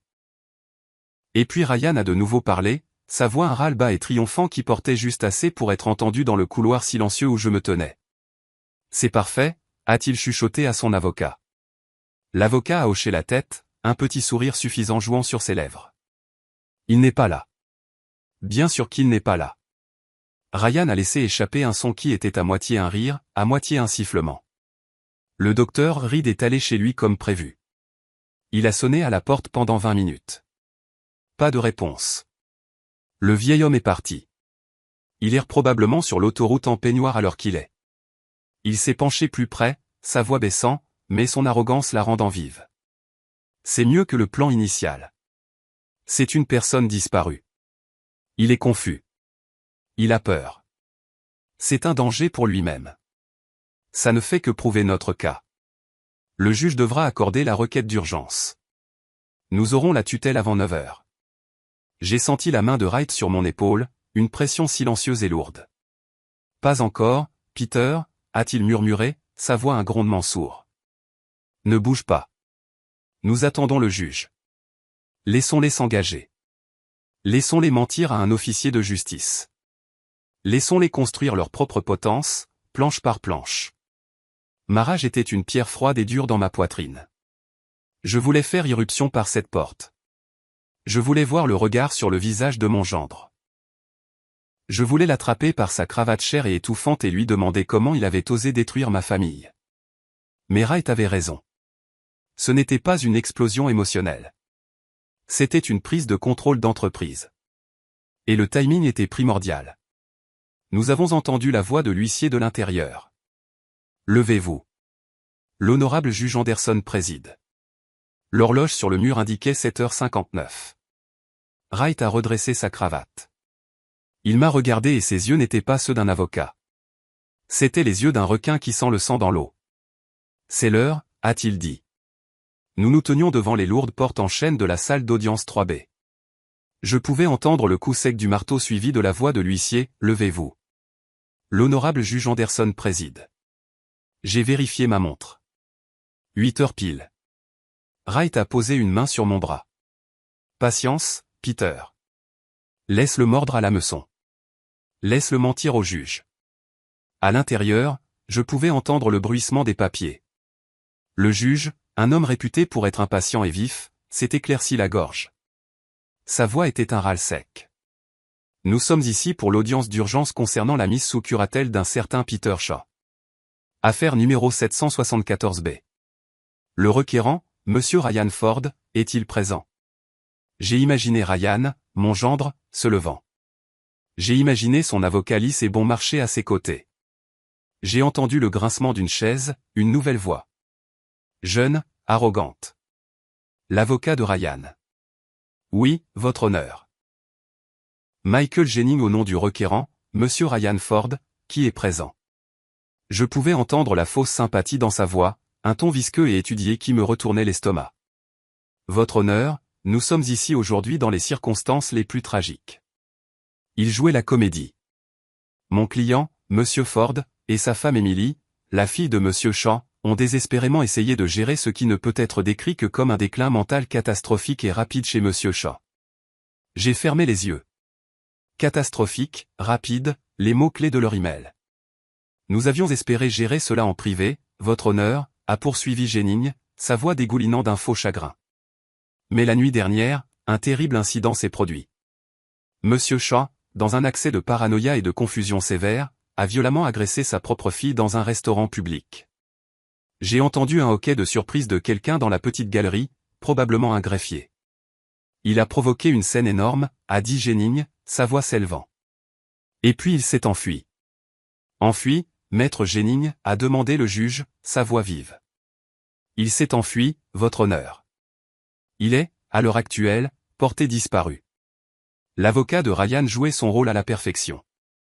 Il me dépeignait comme un vieil homme violent et sénile, un danger pour lui-même et pour les autres. Mon client, Monsieur Ford, est désemparé d'inquiétude.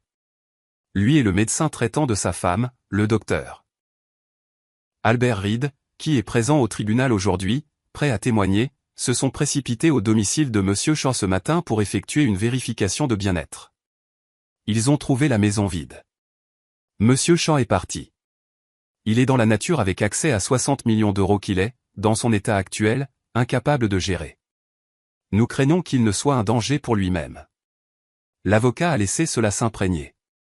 Nous sommes ici aujourd'hui pour demander respectueusement au tribunal d'accorder une tutelle d'urgence à mon client, Monsieur Ford, afin qu'il puisse protéger son beau-père de lui-même, sécuriser ses biens et lui obtenir l'aide médicale dont il a si désespérément besoin. Le silence qui a suivi était lourd, respectueux. L'avocat avait brossé un tableau dévastateur. Je pouvais entendre le juge s'éclaircir la gorge, se préparant probablement à signer l'ordonnance. Il devait avoir vu cela une douzaine de fois. Une famille aux prises avec un parent âgé qui avait perdu la raison. Une allégation très sérieuse, maître Jennings, a commencé la voix du juge. Compte tenu des actifs en jeu et du fait que Monsieur Shaw est porté disparu. C'était notre signal. Wright n'a pas frappé. Il a simplement poussé la lourde porte en chêne. Le bruit sourd de la porte pivotant sur ses gonds a résonné dans la salle d'audience soudainement silencieuse. C'était le son le plus fort que j'ai jamais entendu. Je m'excuse pour notre retard, votre honneur. La voix de Wright était un canon grave. Elle a rempli la pièce, une voix de pouvoir et de contrôle absolu. Il semble que mon client et moi ayons reçu des informations légèrement incorrectes sur l'heure de cette audience. Nous sommes entrés. Moi d'abord, Wright sur mes talons. Je n'étais pas en peignoir. Je n'étais pas confus. Je portais mon costume Zegna sur mesure à 5 000 €, celui que j'avais acheté spécifiquement pour la fête de l'acquisition d'Apex. Mes cheveux étaient peignés. Mes chaussures étaient cirées. Mon esprit était un piège d'acier. J'ai regardé directement Ryan. La couleur a quitté son visage. Il n'est pas seulement devenu pâle. Il est devenu d'un blanc cireux et translucide, la couleur de la vieille cire de bougie. Sa mâchoire est tombée, un trou humide, laid et béant. On aurait dit qu'il venait de voir son propre fantôme. Son avocat, Jennings, s'est retourné, sa propre expression suffisante se figeant, puis se brisant comme un miroir bon marché. Mais ma réaction préférée, ma préférée, fut celle du docteur Reed. Il était assis au premier rang. Quand il m'a vu, il a émis un petit son involontaire, un hoquet, un soubresaut de terreur pure et sans mélange. Il s'est physiquement ratatiné. Il a regardé Ryan, les yeux écarquillés, criant « Tu as dit qu'il était confus. Tu as dit qu'il avait disparu. » J'ai marché calmement jusqu'à la table de la défense et je me suis assis, posant ma mallette sur le sol. Wright s'est assis à côté de moi. Nous avions l'air de posséder l'endroit. C'était le cas. Maître Jennings, a dit le juge, essayant clairement de rattraper son retard. Vous avez dit que le beau-père de votre client avait disparu. L'avocat de Ryan balbutiait. Il ne pouvait pas former un mot. Il a juste pointé un doigt tremblant vers moi. Mais lui, votre honneur, a dit Wright en se levant doucement. Mon nom est Harrison Wright. Je suis le conseiller juridique de Monsieur Peter Shaw, et mon client, Monsieur Shaw, est ici même. Il n'est pas confus. Il n'est pas porté disparu, et il n'a très certainement pas agressé sa fille. Il est, cependant, la victime d'une conspiration dépravée et criminelle, et nous sommes ici pour y remédier. Ryan a fait un bruit comme un homme qu'on étrangle. Il s'est enfoncé dans sa chaise, les yeux rivés sur les miens. Le regard de triomphe avait disparu. L'arrogance avait disparu. Il ne restait que la peur primaire brute d'un homme qui savait qu'il venait d'être mis échec et mat. L'avocat de Ryan, Jennings, semblait avoir été frappé physiquement. Sa bouche s'ouvrait et se fermait, mais aucun son n'en sortait. Il me regarda, puis son client, puis le juge, son costume bon marché et brillant ressemblant soudain à un costume d'Halloween. Le juge Anderson se pencha en avant, sa patience déjà épuisée. Maître Jennings, vous avez dit à ce tribunal que le beau-père de votre client avait disparu. Il semble être très présent. Souhaitez-vous expliquer cette divergence? Jennings passa un doigt sous son col, qui semblait soudain de taille trop petit. Votre honneur, c'est un choc agréable, bien sûr. Nous sommes ravis que Monsieur Shaw soit en sécurité. Cela ne fait que confirmer notre point de vue. Son comportement erratique, sa disparition, et maintenant sa réapparition soudaine, cela confirme l'urgence de la requête. Il essayait de présenter mon arrivée comme une preuve supplémentaire de ma folie. L'audace était à couper le souffle. Nous aimerions appeler notre premier témoin, balbutia Jennings en fouillant dans ses papiers.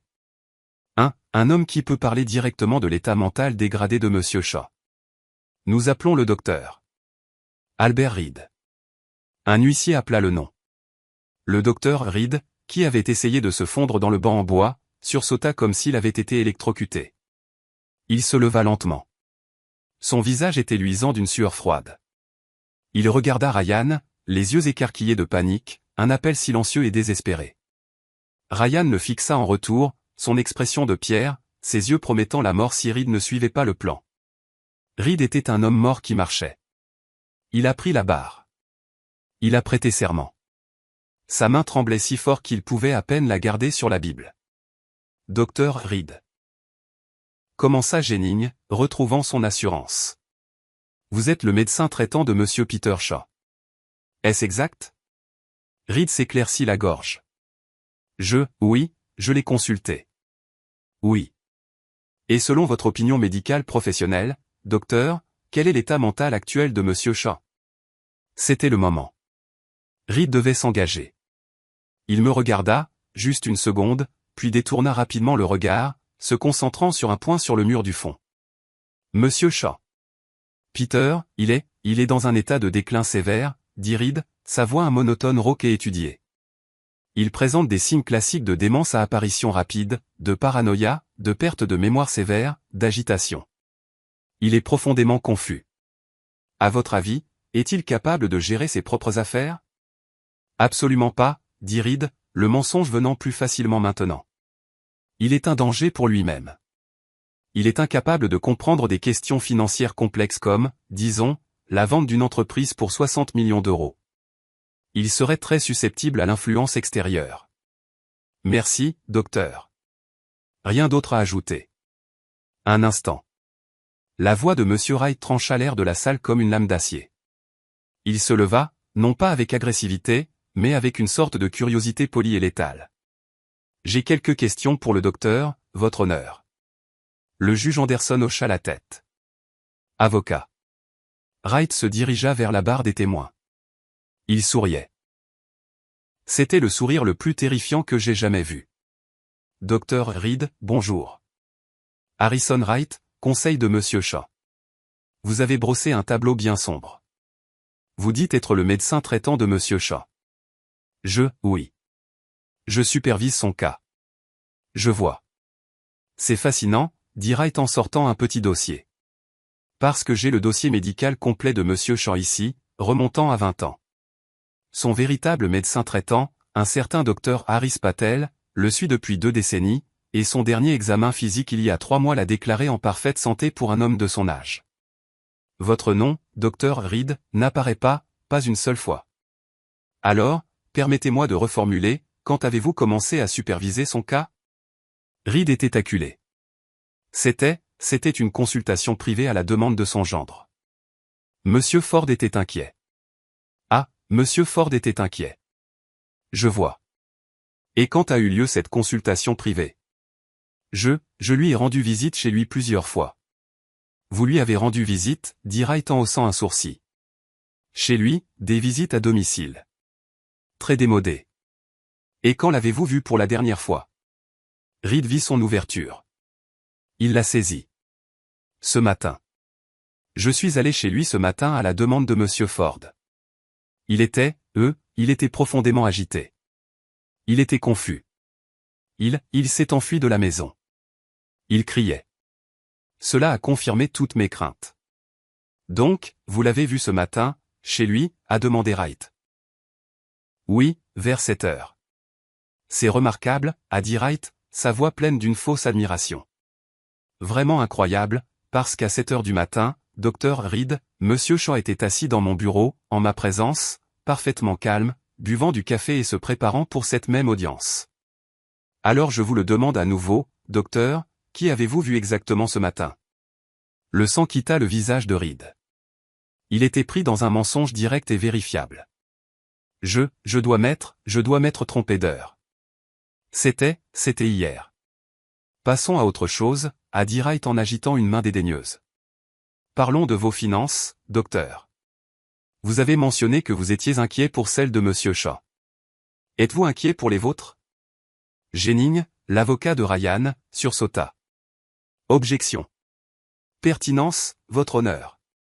C'est tout à fait pertinent, votre honneur, a tonné Wright. Cela touche directement au mobile et à la crédibilité de ce témoin. Rejeté, a claqué le juge. Répondez à la question, docteur. Reed était pâle. Je ne vois pas ce que mes finances personnelles. Ah non? Wright se dirigea vers un chevalet juridique et y plaça un grand document. C'était un relevé bancaire. Reconnaissez-vous ce compte, docteur? C'est un compte offshore aux îles Caïmans. À votre nom? C'est privé. Plus maintenant, dit Wright. Maintenant, regardons ça. Un paiement, et un autre, et un autre. Des paiements bimensuels provenant d'une société écran appelée RF Import. Connaissez-vous RF Import? Le docteur Reed ne dit rien. Il transpirait simplement. Laissez-moi vous aider, a poursuivi Wright. RF Import est une société écran détenue par Monsieur Ryan Ford, le gendre de votre patient. Reid tourna la page pour montrer une feuille de résumé. Depuis 6 mois, Dr. Reid, vous recevez des paiements de Monsieur Ford sur ce compte offshore. Le total, la semaine dernière, s'élève à 310 000 €. La salle d'audience était absolument silencieuse. Ryan avait l'air d'aller vomir. Alors, docteur, la voix de Reid baissa pour devenir un grognement calme et létal. J'ai 2 questions pour vous. Premièrement, est-ce que 300 000 € est votre tarif standard pour traiter la paranoïa sénile? Reid secoua simplement la tête, muet.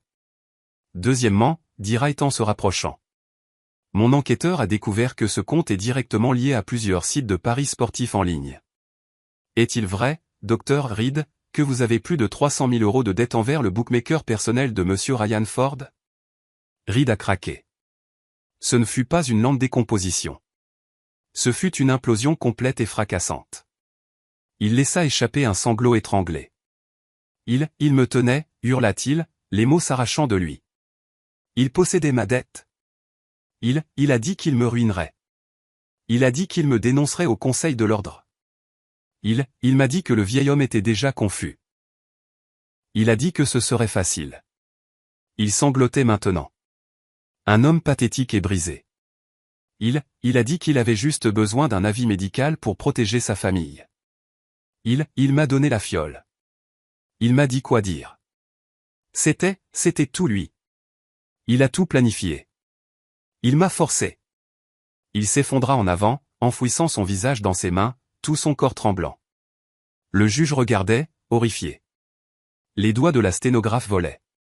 L'avocat de Ryan, Jennings, s'assit lentement, son affaire, sa carrière, s'évaporant sous ses yeux. Et Ryan resta simplement assis là, figé, son masque de santé mentale complètement disparu, ses yeux écarquillés et vides. Il avait perdu, et il le savait. La confession du docteur Reid flottait dans l'air, épaisse et toxique. L'homme sanglotait à la barre des témoins, une flaque grotesque d'être humain. Mais Ryan Ford n'avait pas fini. Il n'allait pas se laisser abattre si facilement. Il bondit de sa chaise, le visage un masque de rage tordue et violette. Il pointa un doigt tremblant, non pas vers Reid, mais vers moi. Il ment, hurla Ryan, sa voix se brisant. Le docteur ment. Il est de mèche avec lui. C'est mon beau-père le fou. Il a empoisonné sa propre fille.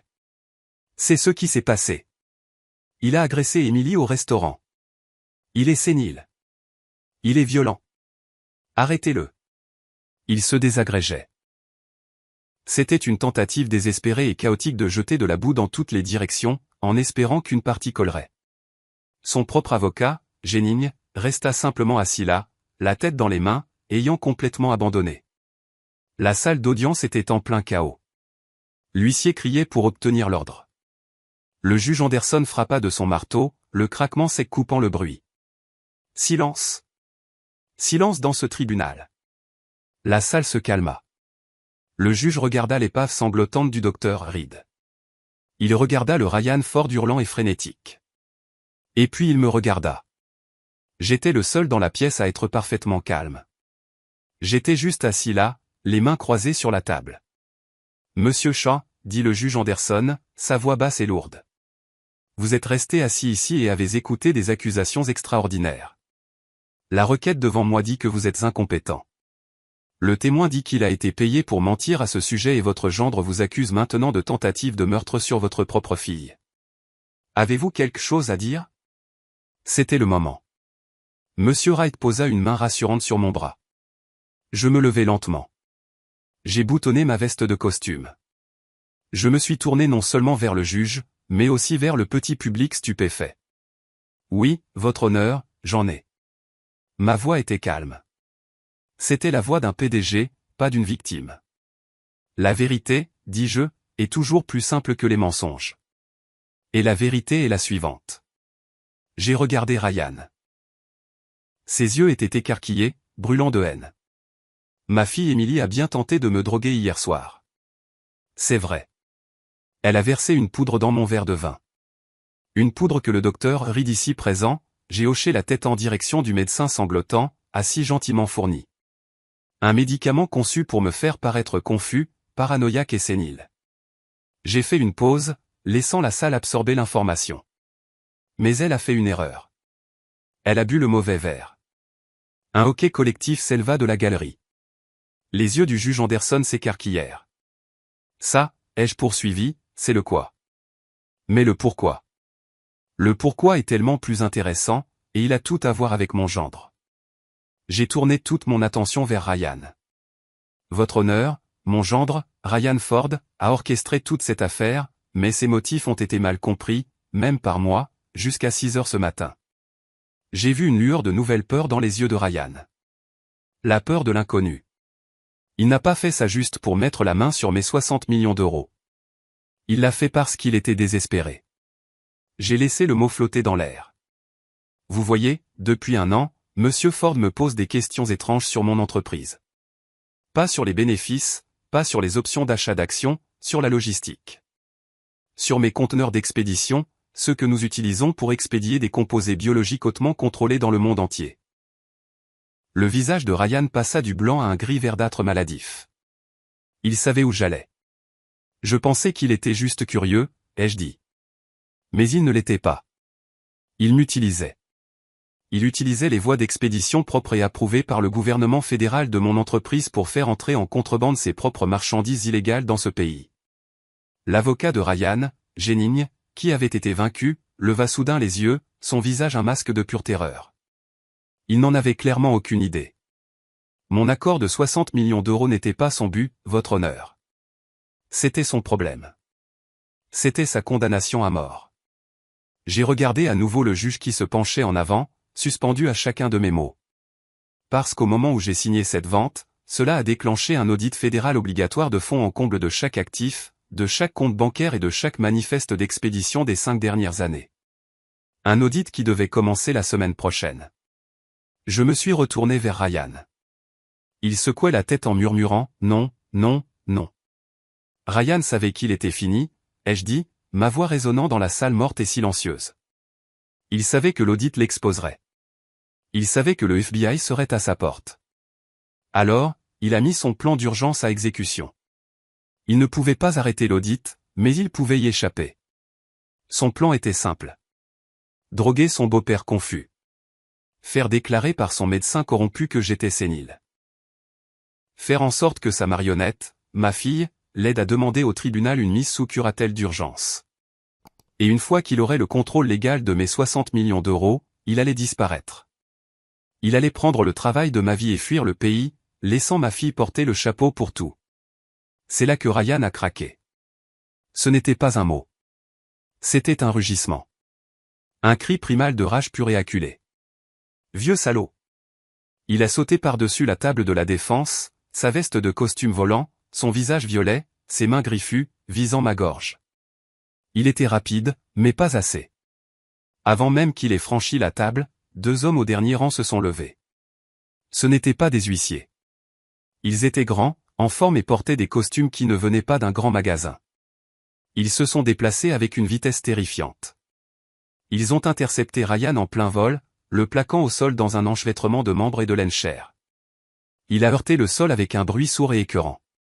Non, lâchez-moi. Je vais le tuer. Je vais te tuer. A-t-il crié, sa salive volant. L'un des hommes tirait déjà les bras de Ryan derrière son dos, le clic, clic, clic des menottes résonnant dans la salle d'audience. L'autre homme s'est levé, époussetant sa veste, et a présenté un badge au juge stupéfait. Agent spécial Davis, FBI, a-t-il dit calmement, comme s'il faisait ça tous les jours. Monsieur Wright a contacté notre bureau à 6h30 ce matin. Nous étions ici pour observer le témoignage concernant l'audit fédéral. Il a fait un signe de tête à son partenaire qui traînait un Ryan hurlant et se débattant. Ryan Ford, a dit l'agent Davis, sa voix tonnant. Vous êtes en état d'arrestation pour complot en vue de commettre une fraude, contrebande inter-État et corruption d'un fonctionnaire médical. Vous avez le droit de garder le silence.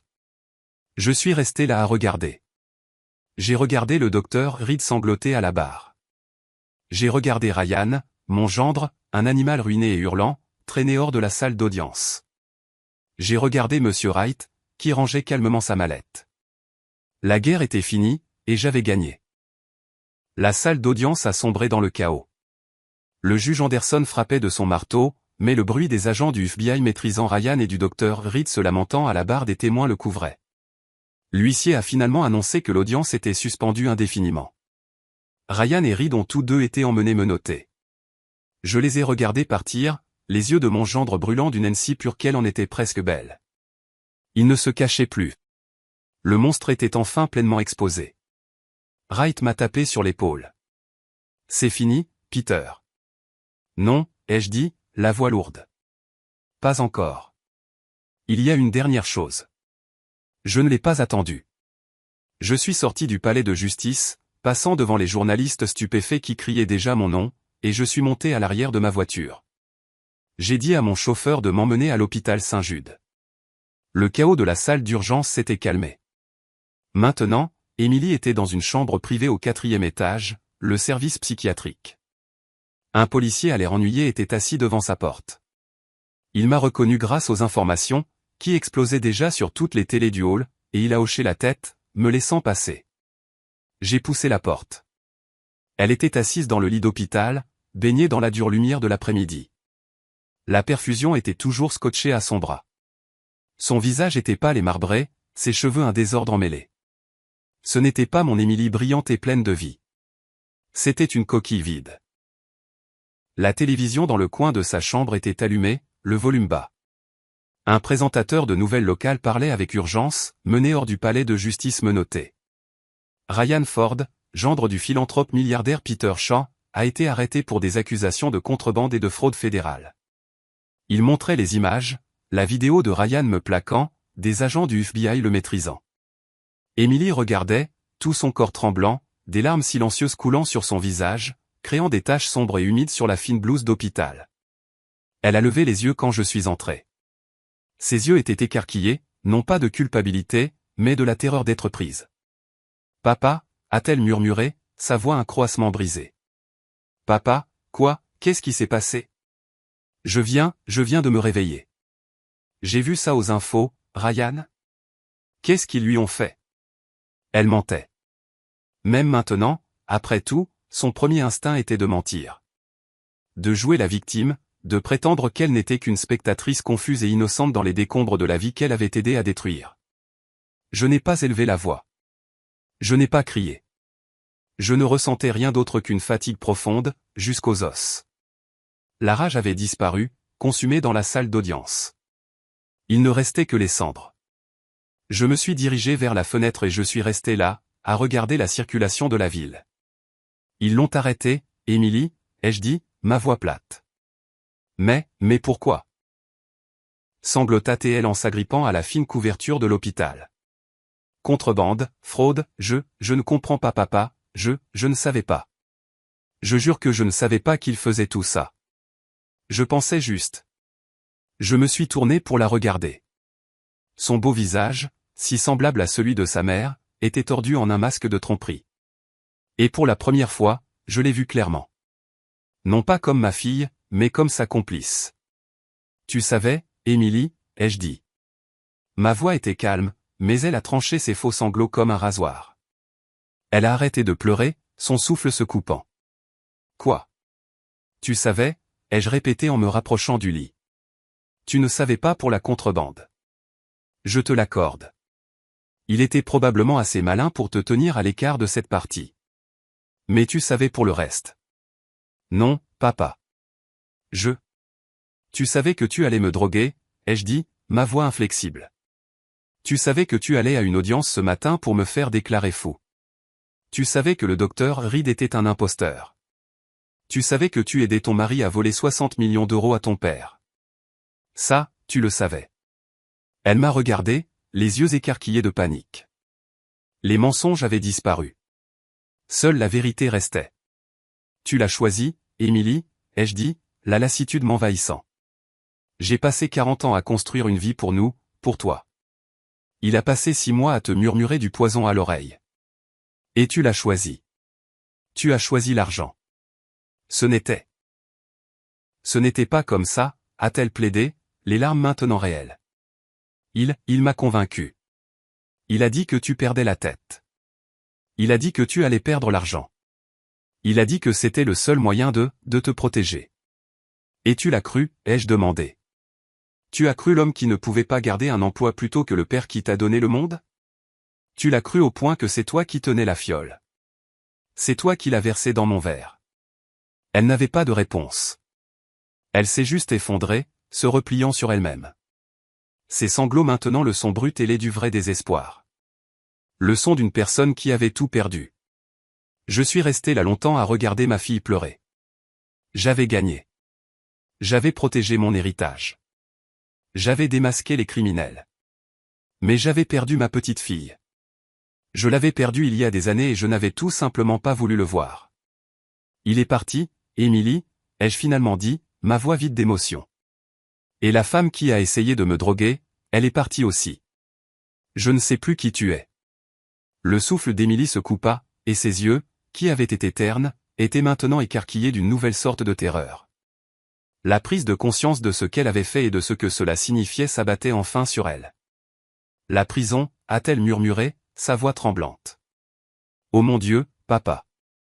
Ryan, le docteur Reed, le complot. Je vais aller en prison. Je vais tout perdre. Elle a commencé à sangloter, les cris désespérés et les de quelqu'un qui venait de perdre le monde entier. Je l'ai observée pendant un long et froid moment. Je ne ressentais rien, ni pitié, ni colère, juste une finalité. Je n'étais plus son père. J'étais sa nouvelle réalité. Non, ai-je dit. Ma voix était calme, mais elle a traversé ses sanglots et les a arrêtés instantanément. Elle a levé les yeux vers moi, confuse, son visage un désordre de larmes et de mascara bavé. Tu ne vas pas aller en prison, Émilie. Je me suis dirigé vers la chaise près de son lit et je me suis assis. Je n'étais plus le vieil homme brisé. J'étais l'homme qui venait de conclure un accord de 60 millions d'euros, et je structurais maintenant le prochain. Je vais utiliser mon argent, ai-je dit, tout, pour arranger ça. Je vais engager la meilleure équipe juridique du pays. Ils plaideront que tu as été victime de coercition, que tu as été manipulé par ton mari, que tu as souffert d'une dépression mentale temporaire. Ils te garderont hors de prison. J'ai vu une petite et pathétique lueur d'espoir s'allumer dans ses yeux. Papa. Je vais aussi, ai-je poursuivi, payer pour que tu ailles dans le meilleur centre de réhabilitation du pays. Pas pour la drogue, Émilie, pour ton caractère. Tu vas passer des mois, peut-être des années, en thérapie à apprendre la responsabilité, l'éthique et les conséquences de tes actes. Son espoir grandit. Elle voyait une issue. Elle voyait le filet de sécurité. Oh, papa. Merci. Je ferai n'importe quoi. Mais, ai-je dit, et ce seul mot, ce simple mot a aspiré tout l'air de la pièce. Son sourire s'est figé. Mais, ai-je répété en me penchant en avant, les 60 millions d'euros sont maintenant dans une fiducie. Ma fiducie. J'en suis le seul administrateur. Tu n'en verras jamais un seul centime. Tu n'auras pas d'allocation. Tu n'auras pas de carte de crédit. Tu n'auras pas de nouvelle voiture. Les avocats et les médecins seront payés directement par moi. Son visage s'est décomposé. Mais, tu n'hériteras de rien, Émilie. Pas avant que tu ne sois une personne différente. Pas avant que je ne décide que tu le es. Tu n'auras rien. Tu seras, pour la première fois de ta vie, vraiment pauvre. Elle me regarda, sans comprendre. Mais comment vais-je vivre? Comment vais-je manger? J'ai souri. Ce n'était pas un sourire aimable. Oh, tu auras un travail. Un travail? Oui, tu travailleras. Tu auras un travail au salaire minimum, et tu apprendras, peut-être pour la première fois, ce que signifie gagner son propre argent. Et ton nouveau patron? Eh bien, j'ai déjà tout arrangé. Je me suis levé. Il viendra te chercher quand tu sortiras. Qui? A-t-elle murmuré. Qui est-ce? Je l'ai juste regardé. Je n'avais pas besoin de répondre. 6 mois plus tard, j'étais dans ma même vieille maison de plain-pied. Le soleil de l'après-midi filtrait à travers les fenêtres, illuminant les grains de poussière dansant dans l'air. J'étais assis dans le vieux fauteuil de Laura, lisant un livre. J'étais enfin en paix. La sonnette a retenti. J'ai ouvert. C'était Evan, le jeune serveur de l'orangerie. Il ne portait plus d'uniforme de serveur. Il portait un costume élégant et bien coupé, tenant une mallette en cuir. Il était mon nouveau gestionnaire financier personnel, et il valait chaque centime de son salaire à 6 chiffres. Monsieur Shaw, dit-il en entrant. Il était tout à fait professionnel, mais ses yeux étaient toujours bienveillants. Evan, comment vont les choses, ai-je demandé en me dirigeant vers la cuisine pour nous servir du café. Les marchés sont stables, dit-il en me suivant et en ouvrant sa mallette sur ma modeste table de cuisine. Le financement de la fondation est sécurisé et j'ai le premier rapport du refuge. Le refuge? Celui que j'avais financé avec les 5 premiers millions d'euros. Un endroit pour les gens qui n'avaient nulle part où aller.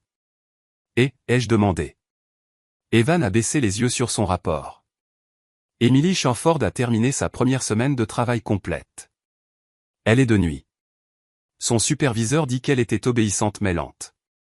Lente, c'est bien, ai-je dit, tant qu'elle est minutieuse. Oh, elle était minutieuse, a dit Evan, un petit sourire sinistre jouant sur ses lèvres. Elle est affectée à l'assainissement pour le premier mois. Elle a nettoyé parfaitement toutes les toilettes des 3 ailes. J'ai pris une gorgée de mon café. J'ai regardé par la fenêtre de la cuisine le vieux chêne que Laura et moi avions planté ensemble il y a 40 ans. Les feuilles commençaient à peine à dorer. Bien, ai-je dit, ma voix calme. C'est bien. Je me suis retourné vers Evan. D'accord, fils. Parlons des projections trimestrielles. J'étais enfin, vraiment, en paix. Cette histoire est une leçon puissante sur la façon dont la cupidité et le sentiment de droit peuvent complètement aveugler les gens à la vérité. Emily et Ryan étaient si concentrés sur les 60 millions d'euros qu'ils ont grossièrement sous-estimé l'homme qui les avait gagnés. Ils ont vu un père fragile et oublieux, pas le brillant PDG qui avait toujours 10 longueurs d'avance. Cela prouve que la vraie force ne réside pas dans le luxe que l'on affiche, mais dans la résolution silencieuse et calculée que l'on possède. En fin de compte, l'histoire montre que les actions ont des conséquences graves qui changent la vie, et que parfois le seul chemin vers la rédemption est de tout perdre pour apprendre la valeur de l'intégrité. Qu'auriez-vous fait à la place de Peter? Sa décision finale était-elle un acte de justice?